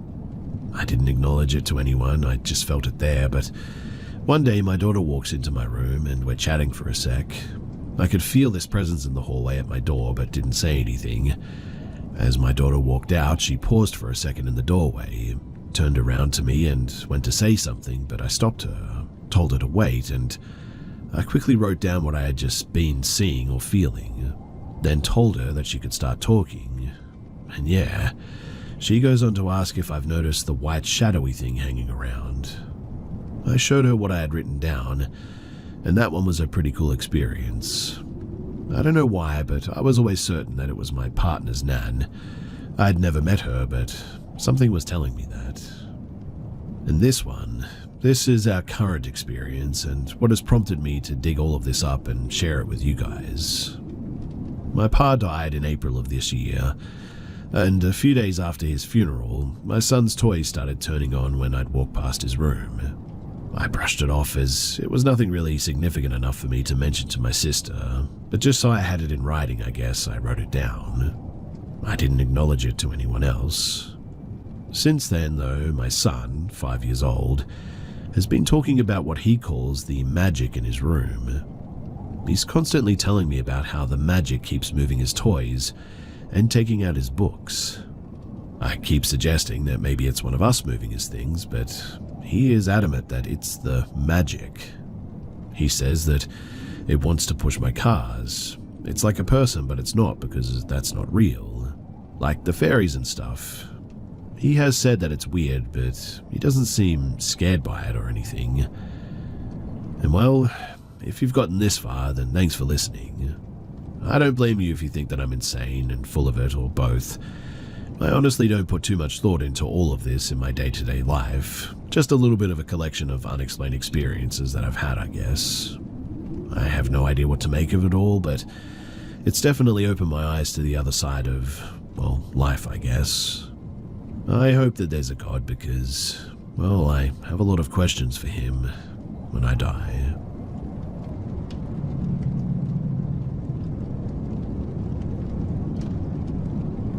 I get night terrors pretty often, well, ever since I was in a crib, really.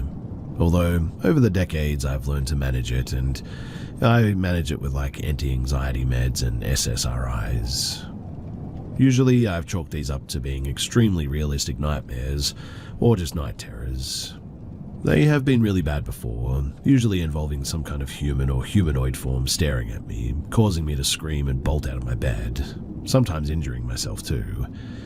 Side note as well, if anyone has experience with ultra-realistic nightmare hallucinations like these of people, well then please let me know. I've been trying to dig for more information since I read here that usually with night terrors, people don't remember them, but I remember mine vividly every time. Anyway, last night, and I'm a 29-year-old female, my boyfriend, 31 male, slept over. I was in the twilight state, which is usually when I have these hallucinations, and instantly opened my eyes to see a bluish, slightly glowing humanish form shooting face first right at me. It was super quick. Visually, it looked like it was coming at my face like a sharp burst of air, I guess. I screamed and swatted the air and then frantically told my boyfriend to turn on the light, which he did. But what really surprised and unsettled me was that after a couple of minutes of pacing and looking terrified, my boyfriend told me that a millisecond before I screamed, he had been startled to see a black shape shoot across the room towards me. When I shrieked and panicked, his first thought was apparently, oh heck no, she saw it too. Understandably, he has requested that we stay somewhere else tonight. He described seeing a glimpse of a statuesque face like the Statue of Liberty's, which is close to what I saw too, I guess. Except the bluish glowing figure had a sort of contorted or mocking or maybe amused look on its face. The vibe that I felt was that it wanted to scare me, like a prank. I guess I wanted to see too if anyone else here has experienced something similar or has advice on how to handle this. It is the first time that someone besides myself has seen one of my night terrors, and honestly, I'm just kind of stunned. I'm actually going to a spiritual shop later today, so if anyone has any recommendations on what to buy, I'd be grateful for that help.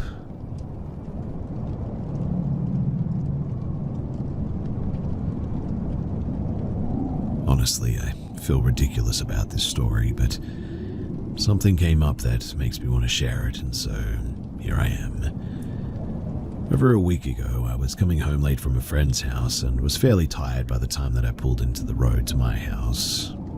As I got close to my house, my attention was fixed in the front of my house, and I have this small front porch with a light that turns on at 7 o'clock automatically, and there's a small table that I decorate up for the holidays, and a small plastic chair in the corner. And as I was pulling up to the house, it looked like a man was sitting in that chair. I was around 35 yards away from the house at this point, but what I could make out was a thin man with pale hair sitting down facing the road. At first, I thought it was my dad, because he has dementia and it can be difficult to get to the porch safely in some areas due to soft dirt and all that. But as I got closer, it looked like the man was younger and had darker hair. I was already trying to figure out what I was going to do about some stranger on my front porch, but as I turned my vehicle into my drive, the car lights washed over the porch and suddenly the chair was empty. The only thing that I could think to do was sit there for a moment to try and understand what had happened. A part of me wanted to believe pareidolia and exhaustion hit to create what I saw. So I was shaky as I gathered my stuff up and ran inside, effectively smacking my foot against a wooden post that makes up my front porch cover and possibly breaking my toe, but that's another story. And I was telling myself that my brain made it up. The next day I was telling my mother about what happened. I live on my parents' property, so my mother can see my porch pretty easily.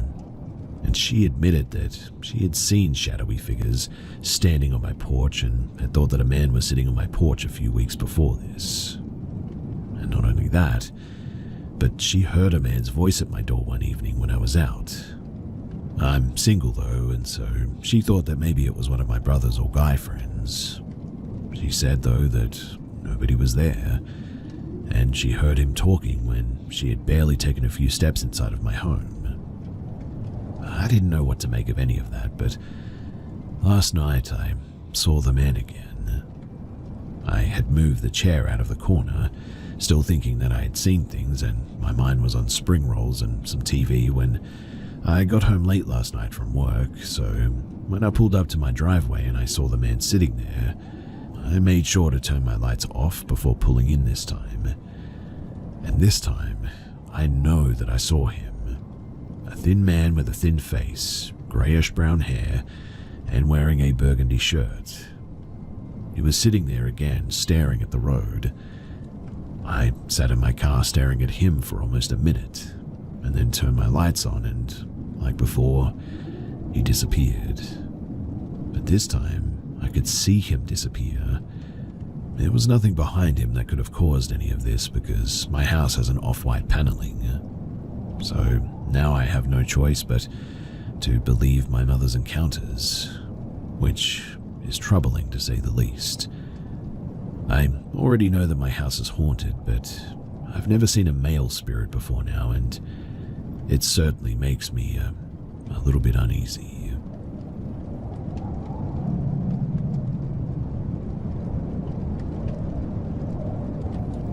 After I went to college, my little brother still lived at my mum's house. Late at night, when she was asleep, he would sneak out into the driveway to smoke a cigarette. He did this a lot, and one night he was out a little later than normal, around 3 a.m. Now, right across from my mum's house lived an older couple who traveled a lot, and on this night they weren't home. They had a big backyard with a lot of mature trees, shrubbery, and outbuildings like a chicken coop and a couple of old sheds. And as my brother was sitting out there, he heard a scream come from their backyard area. It sounded like a man yelling like "ah" as if in pain, very guttural and primal but muffled and distant. My brother was petrified.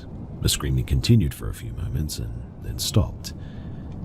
He said that he had this horrible feeling though, like he was terrified of it, instead of worried for whoever it was. So he went back inside and tried to forget about it. Well, a couple of weeks later he was back out again at around 3 in the morning, and at the exact same time as before, he heard the screams again. It sounded the exact same as before, and again he was absolutely terrified. Several weeks later, the woman who lived in that house was taking a walk while my brother was outside. She stopped to say hi, and my brother decided to tell her about the screaming. She chuckled and said yes. When they moved into that house years ago, apparently the children who had lived there before them, they had told them that the backyard shed was allegedly haunted. And that is pretty creepy. This is the closest that I've gotten to having my own ghost story, and, well, I figured that I'd share it.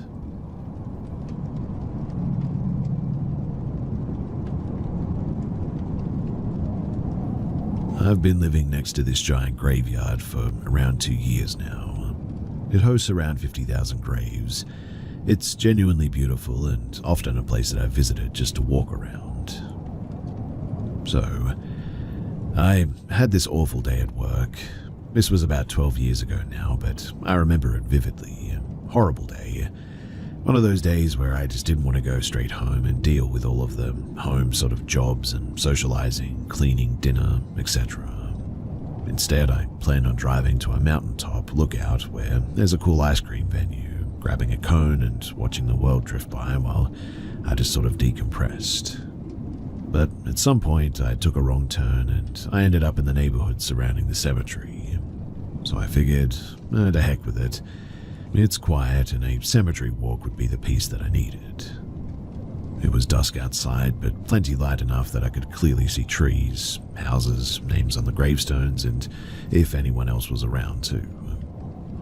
I knew in about 45 minutes to an hour that it would be dark outside, but for now I felt comfortable. I parked my car and walked over to the berm into the graveyard. Now, this graveyard is massive, by the way. Without signs and streets, it would be impossible to find your way through this maze, and there was no way in heck that I was planning on walking that far in. I just kept to the sidewalk where the berm and the houses were, while the massive graves were on the left of me. I called my then boyfriend, crying to him about how awful my day had been, and he was trying to calm me down and talk me through my day. In my peripheral to the left of me, I thought that I saw a big black shadow at some stage, maybe 50 meters in. It was only brief that I saw it, or I think that I saw it. I wasn't sure if I saw what I even saw, and had I left just then, I probably would have shrugged it off, but my fight or flight instincts definitely had kicked in. I was still on my phone, but became extremely wary of what it was that I think that I saw, if I saw anything at all. So I'm walking and looking in that direction while I'm still on the phone. My eyes peeled just in case something happened, but I definitely began to start feeling uneasy, and I'm now absolutely focused on anything that might be there with me. I'm a woman walking alone in a graveyard, after all. I'm more concerned with a creepy guy skulking around than I am anything paranormal, but I still feel very uncomfortable and on edge. Anyway, as I'm walking and talking, but still looking in that direction that I first spotted the shadow, it appeared again.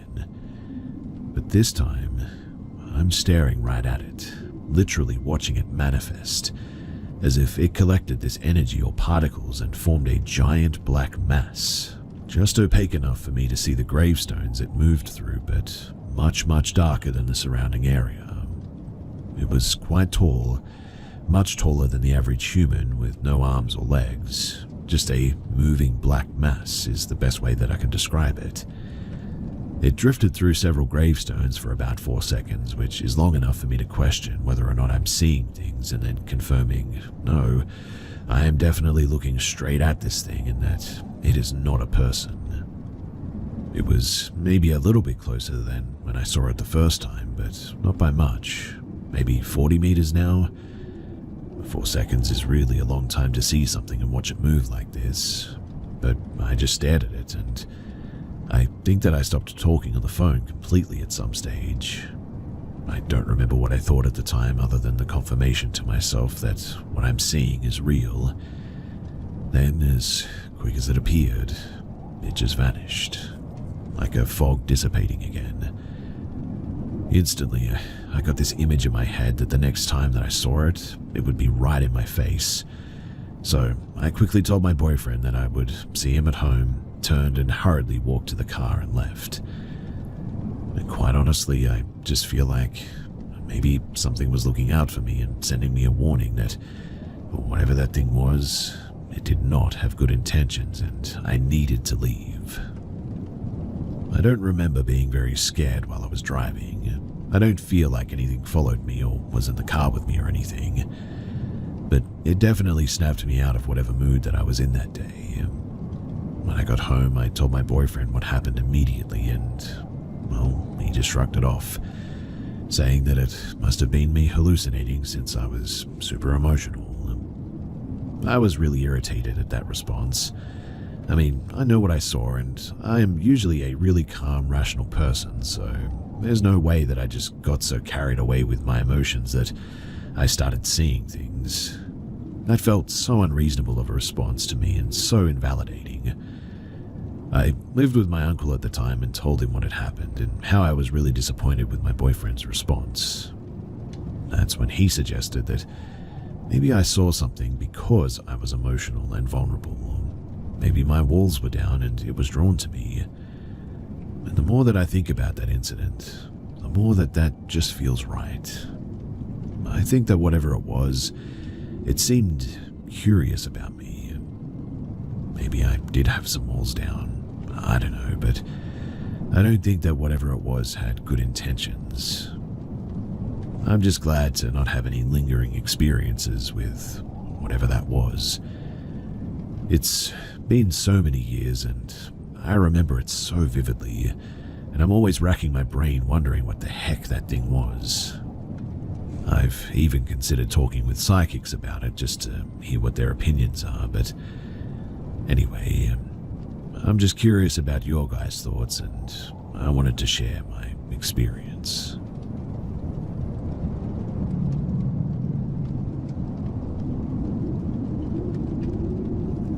A few years back, I lived in Berkshire County, Massachusetts, named for the Berkshire Mountain Range. The Berkshires are actually a sub-range of the northern Appalachian Mountains, and I assume if you spend any time in paranormal spaces like here, then you know that weird stuff happens in the Appalachians.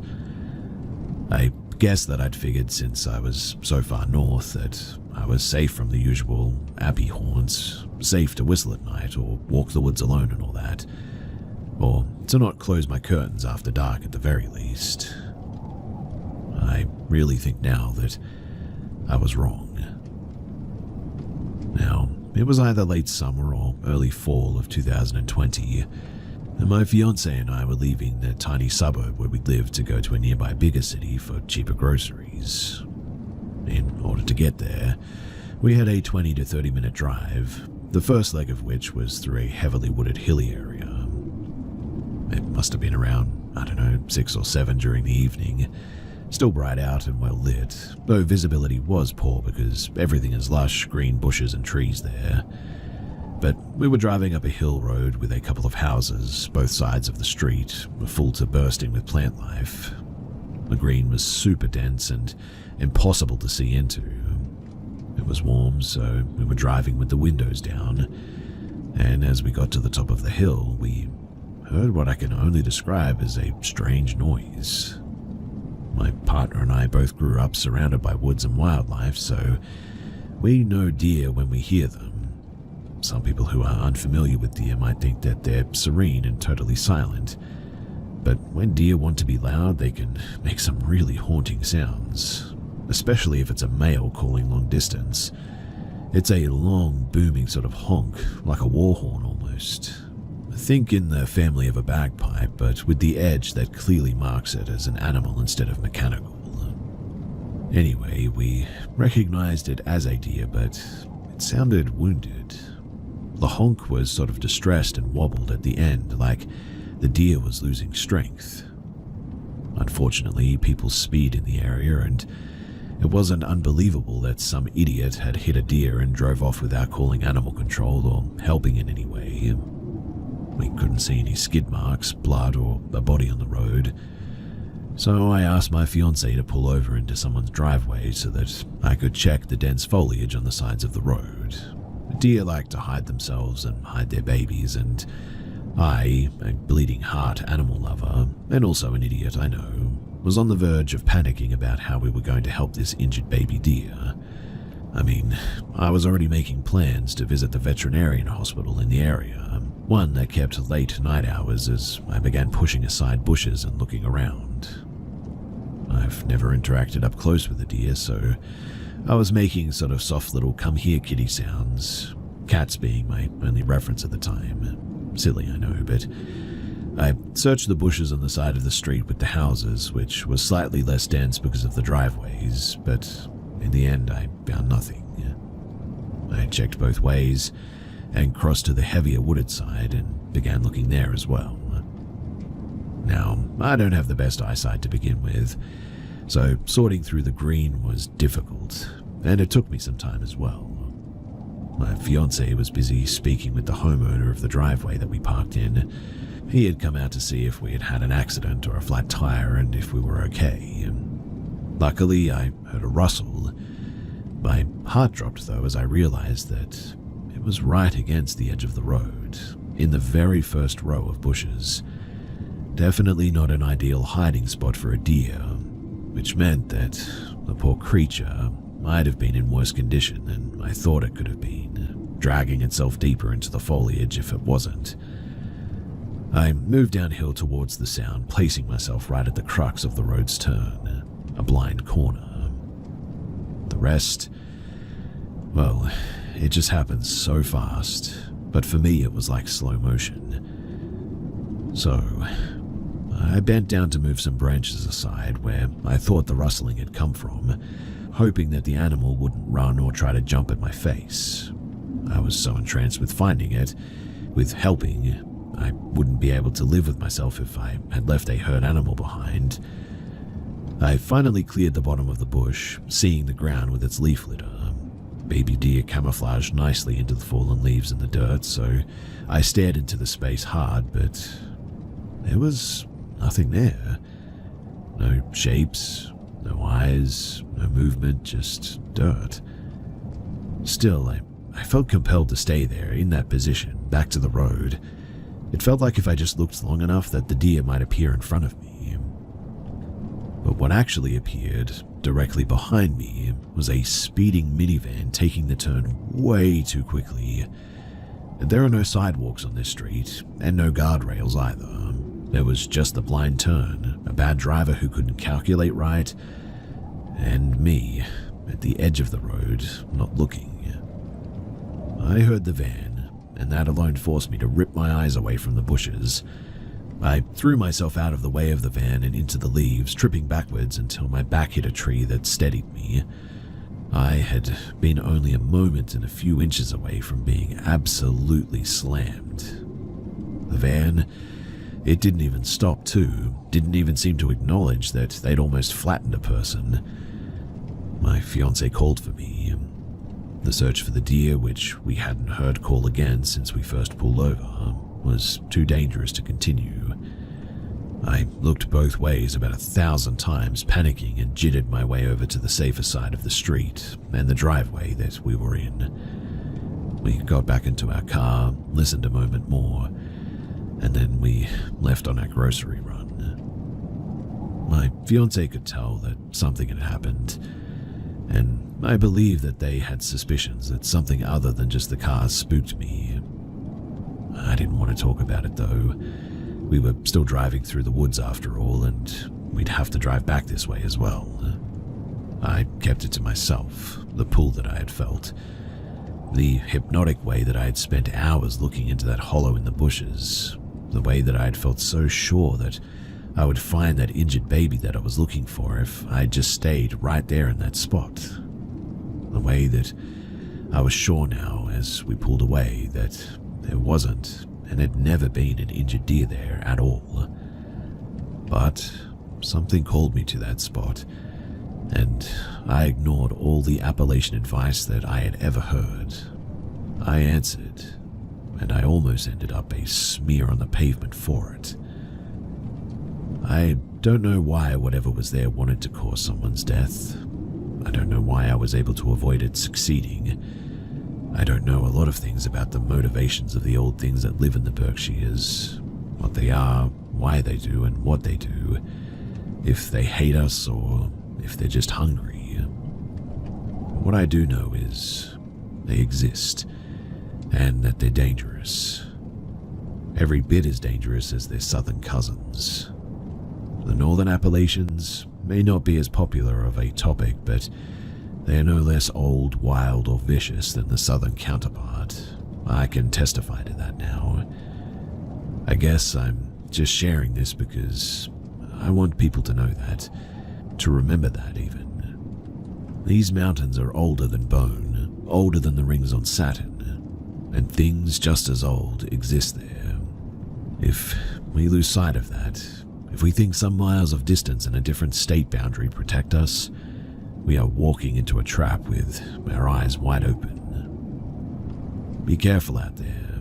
Be careful in the Appalachians, wherever you may find yourself on them. And if you hear something call to you, well, no, you didn't.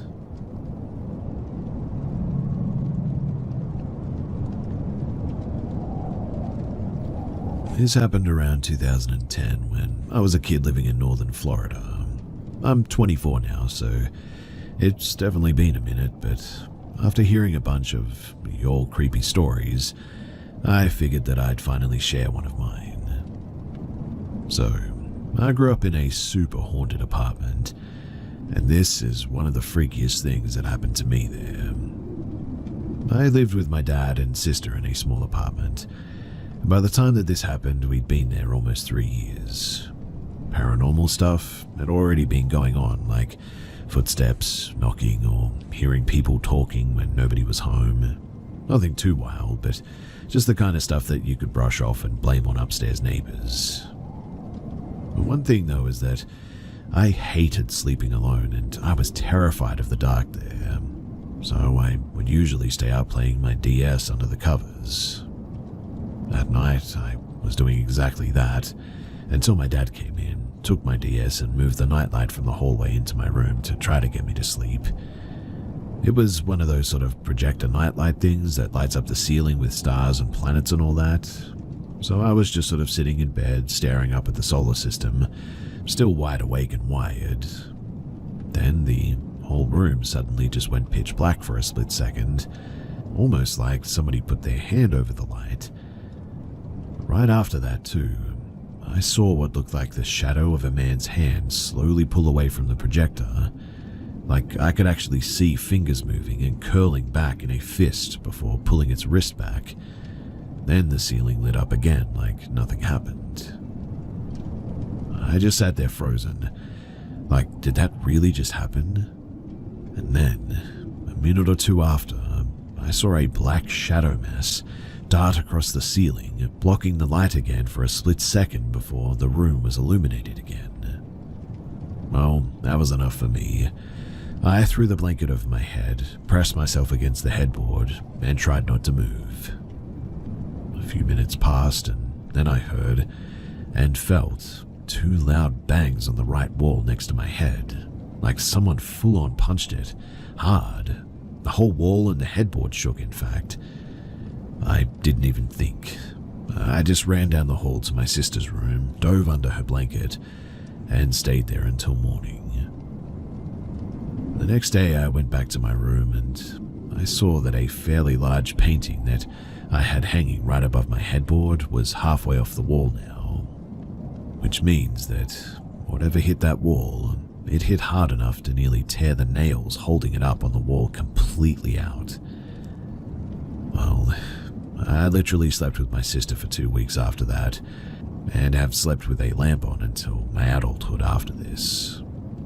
That was just one of many paranormal things that happened to me growing up in Florida, but I think this one stuck with me the most because the activity in that apartment got worse up until in my teens after this had happened. So yeah, don't move to Florida, I guess, is the moral of the story. I think the swamp holds stuff in it, and every time that our landlord paints over dust in an apartment, that it just becomes cursed or something. There's something wrong about that place, and it's hard to put my finger on it.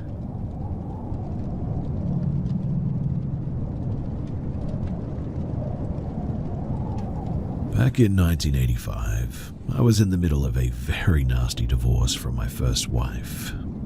Things had gone horribly sideways, and even spilled over into my job. Sparing all of the nasty details here, suffice it to say that I had a breakdown of epic proportions. For weeks I couldn't function. I couldn't eat, couldn't sleep, and when I did sleep, I was plagued with nightmares. And so, early one day, I grabbed a few things and I just began to drive. I had little money and was in a very dark place mentally. Although I had been raised Christian and grew up in a church, I was very far away from God and was living a very non-Christian life. As I drove, I was in a cloud. I could only see darkness, pain, and despair in my future. I could imagine no happiness, no joy, and no future. Again, suffice it to say, I considered my life over at that age of 22. I drove north from Texas and eventually I found myself in Oklahoma City. There I turned eastward towards my childhood home of Tennessee. As I drove, my despair clouded my perception and I became more and more depressed. I really felt like I was driving myself straight into the gates of the abyss. Somewhere in eastern Oklahoma, I pulled in for fuel though in a restroom break. As I resumed my journey, I noticed a man standing at the side of the interstate on a ramp looking for a ride.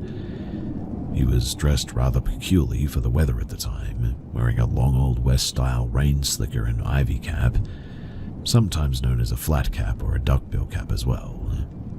One reason that I noticed him was because, in my mind, his appearance bore a striking resemblance to the gyro captain from The Road Warrior with Mel Gibson that had come out a few years earlier. I didn't stop, but I continued on my journey and thought nothing more of it. Soon I was forced to stop again as I suddenly needed to use the restroom very badly, which was unusual for me as I could and still do often drive for hundreds of miles without stopping. In any case, I completed my bathroom break and turned back towards the Interstate 40.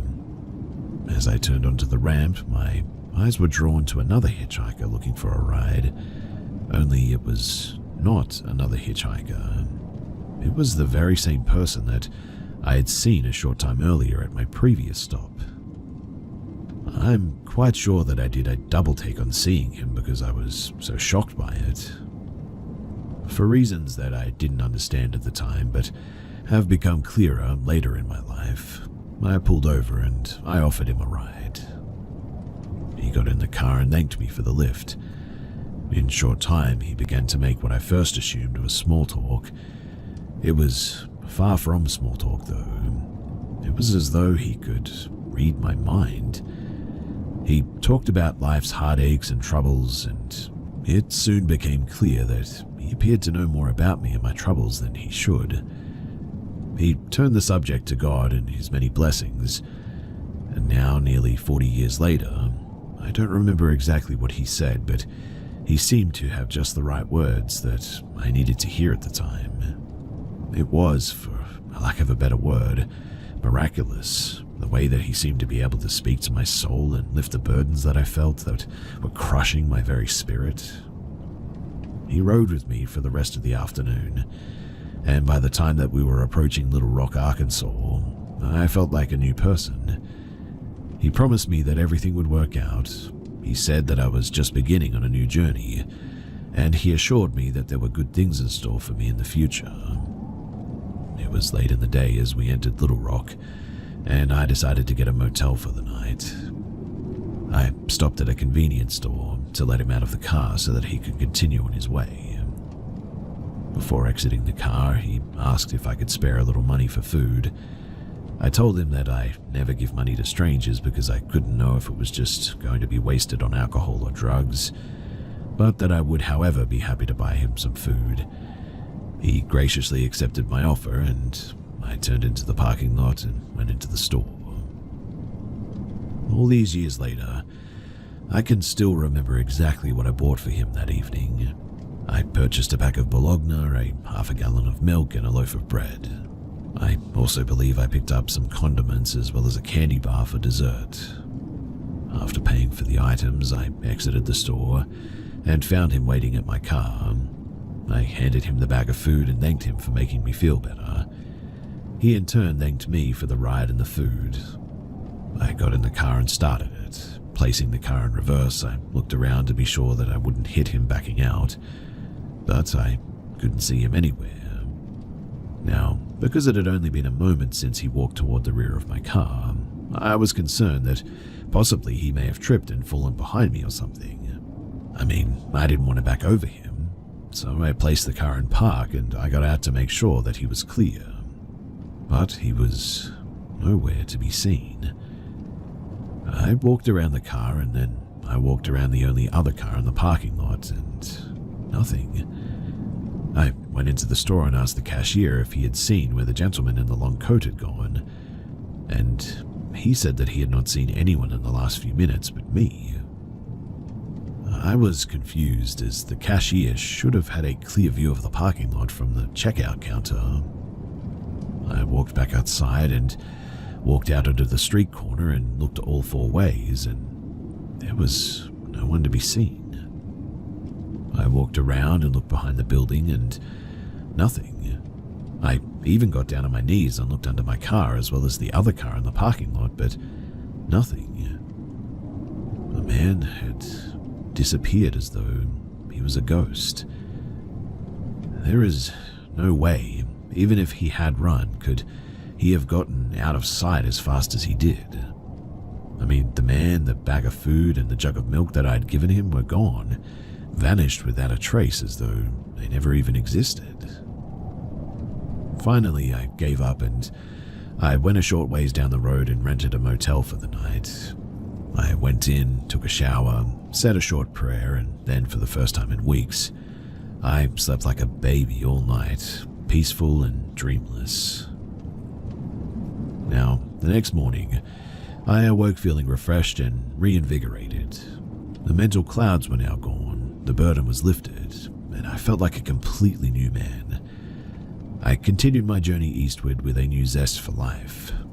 Eventually, I traveled to Michigan and then to Florida, where I met a woman slightly older than myself. After the divorce from my first wife was final, we were married and we were together for 34 years until she finally passed. Which means that man was right. Everything did work out. My wife and I had a really good life, in fact. There were difficulties, and at times the road was sometimes rocky, but the good far outweighed the bad. And now I am convinced that that man that rode with me all those years ago, that he was an angel or something like that. Often I have looked back on that dark day and wondered where I would be today if it were not for that man's intervention. Seeing what I was going through and, well, where I was heading, I fully believe that I would have been in prison or even dead had he not been standing on the side of the road that day. It really humbles me and makes me wonder what God saw in me that he would send me an angel like that. Since that day, I have often thought about Hebrews 13:2. Do not forget to show hospitality to strangers, for by doing so, some people have shown hospitality to angels without even knowing it. I know many will not believe me. I get it. My story, or my conclusion even. And that really is your prerogative and totally fine. However, I will always thank God for the angel that was sent my way that day, back in 1985. Because without him, I shudder to think where I might be.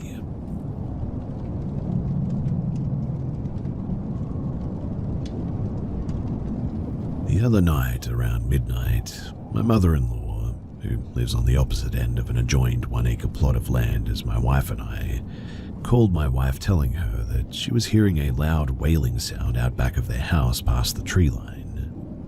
We live in the mountains at the base of a forest.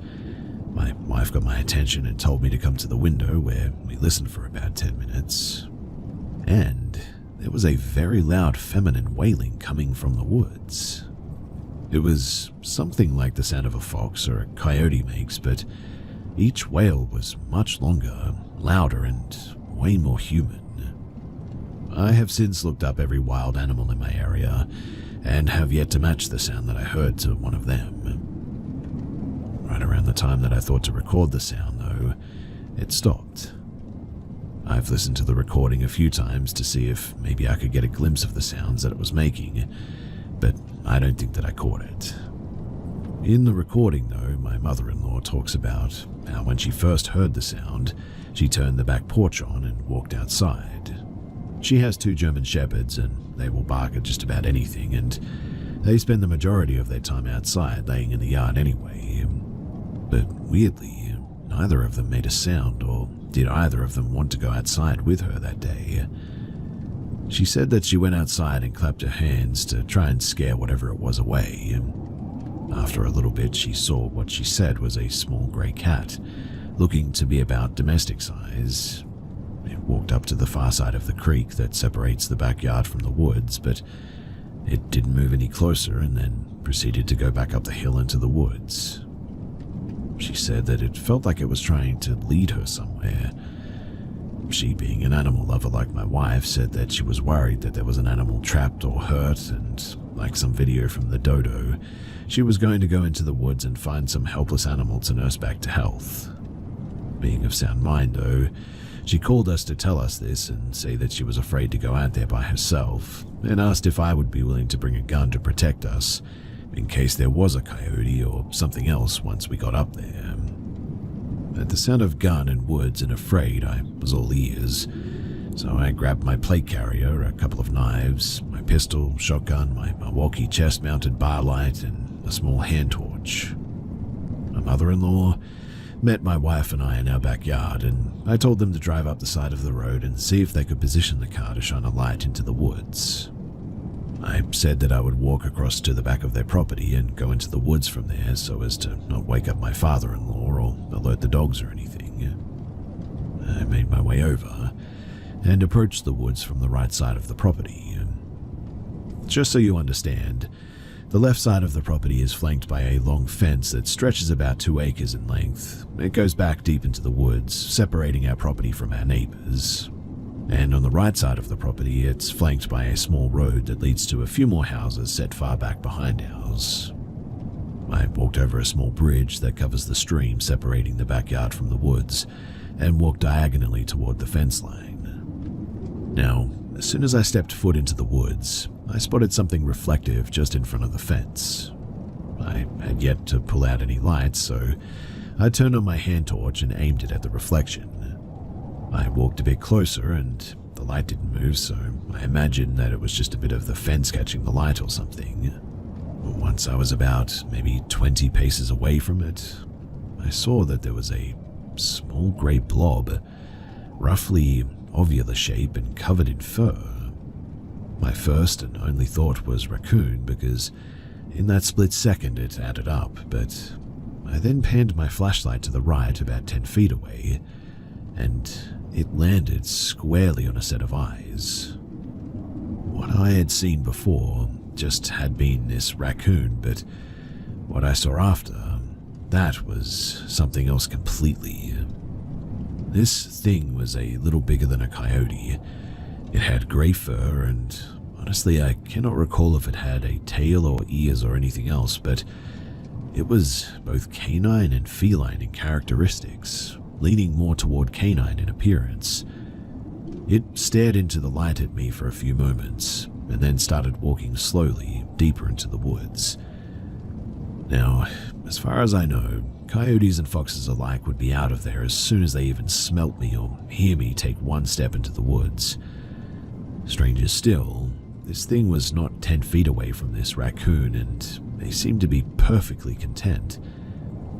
I swapped the light back to the raccoon as it moved behind a large pile of rocks towards the fence.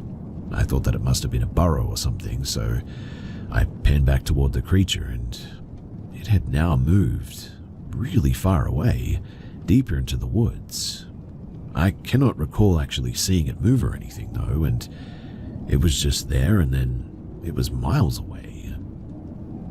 I cannot recall seeing its rear end as well. I just sort of looked up into the woods towards a crest at the top of the hill and saw its eyes again staring at me.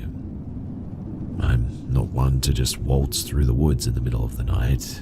In fact, if I was asked to go into the woods at night, armed the way that I was, I probably would have been freaked out, even if there wasn't anything out there. But strangely, I was completely calm. As soon as I met its gaze, I turned on my chest-mounted floodlight and started making my way towards it. I walked probably about 100 feet deeper into the woods. It still hadn't moved. I kept walking until I saw my neighbor's house. The stretch of woods between their house and the fence narrowed out between the two where a hill sat. The creature, it had been at the top of the hill just barely over the crest when I hear a crunching far off behind me at the base of the woods. It was my wife and mother-in-law. I looked back and saw their flashlights, and when I turned back to look for the eyes again, they had disappeared beyond the crest of the hill. I kept walking until I had a realization that I must have been past our property line at this stage. I pulled out my phone and called my wife and asked her where it ended. She told me that there's a line of small red flags where they had installed that electric fence last summer or something. I looked all around and I couldn't see any. Keeping my eyes toward the hill, I started walking backwards toward our property. I had walked back about 100 feet before I saw the line of small flags. Once there, I turned and made my way back down the hill, and I met them at the base of the woods and showed them where I had seen the two animals. We made our way back down the yard and just barely made it back to the porch when another wail was let out. This time, it was different. It was similar, but it was a deeper pitch, and it came from the direction of the creature that I had followed. From the moment that I pressed record to the moment that I left those woods, not a single sound was made. I was completely silent. The whole time I felt no fear, just an urge to follow it. It was just pure curiosity, I guess, but now when I think back on it, the whole situation makes me really nauseous. Listening to the recording from the other night makes me nauseous too, and I'm really not sure what to think of it. And so, maybe someone here can shed some light.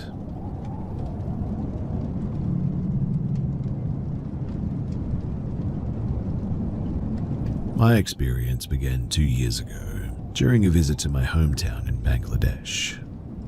It was certainly not the first time that I had encountered something strange there.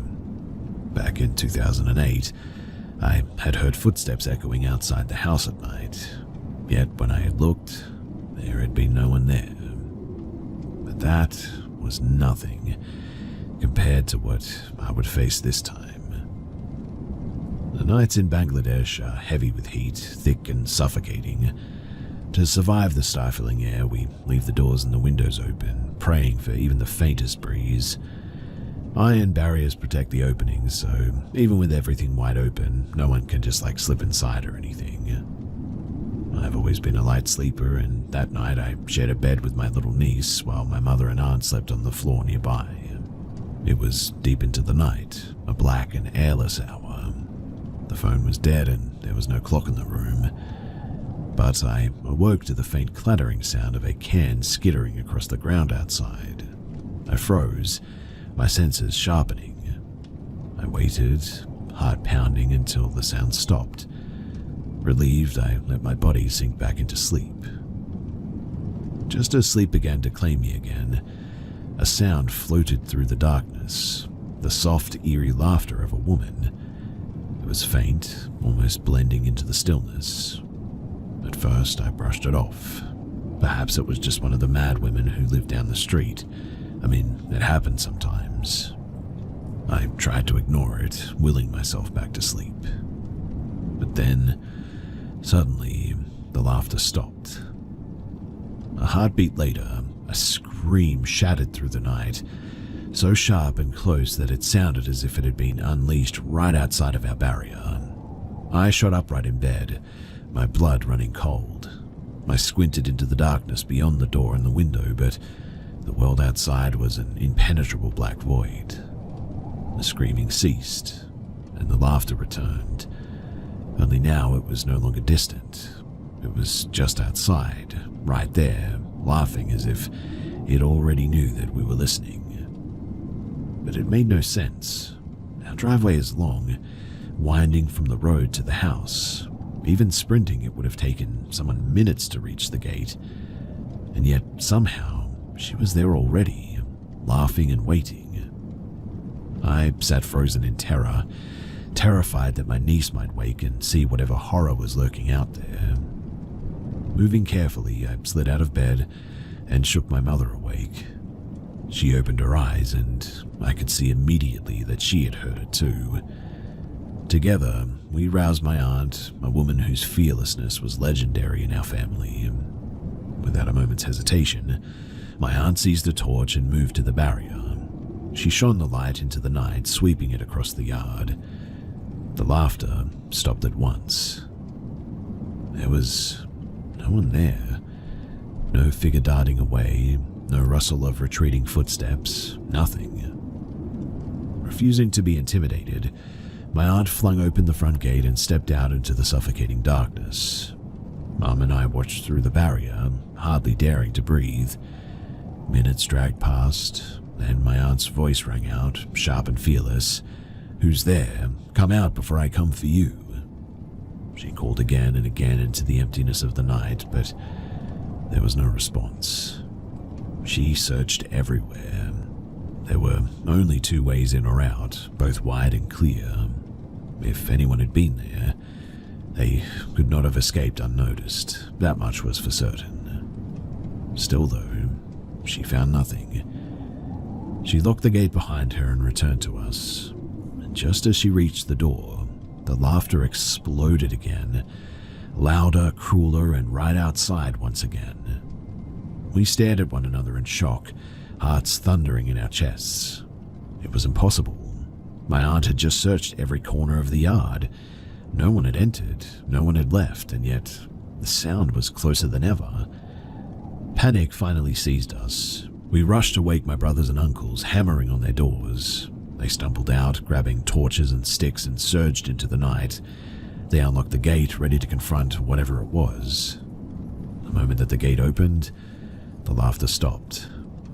The night seemed to press in on us, thick and unbreathable. They scoured that yard, the porch, the rooftop, searching every shadow, but there was nothing. No footprints, no movement, no sign that anyone had been there at all. Eventually, they returned, telling us to go back to sleep. They offered hollow reassurances about coyotes or wind tricks, but their faces were pale and drawn. I could see the truth in their eyes. They were as shaken as we were. The next morning, no one spoke of it. In fact, they acted as if nothing had happened, but the silence between them said otherwise. I spoke in hushed voices with my cousins, desperate for answers, and they told me about the Farotni, a spirit feared across Bangladesh, a ghostly woman dressed in white, her hair black and tangled, who wanders through the night, laughing and shrieking. She apparently hunts the living, throwing some sort of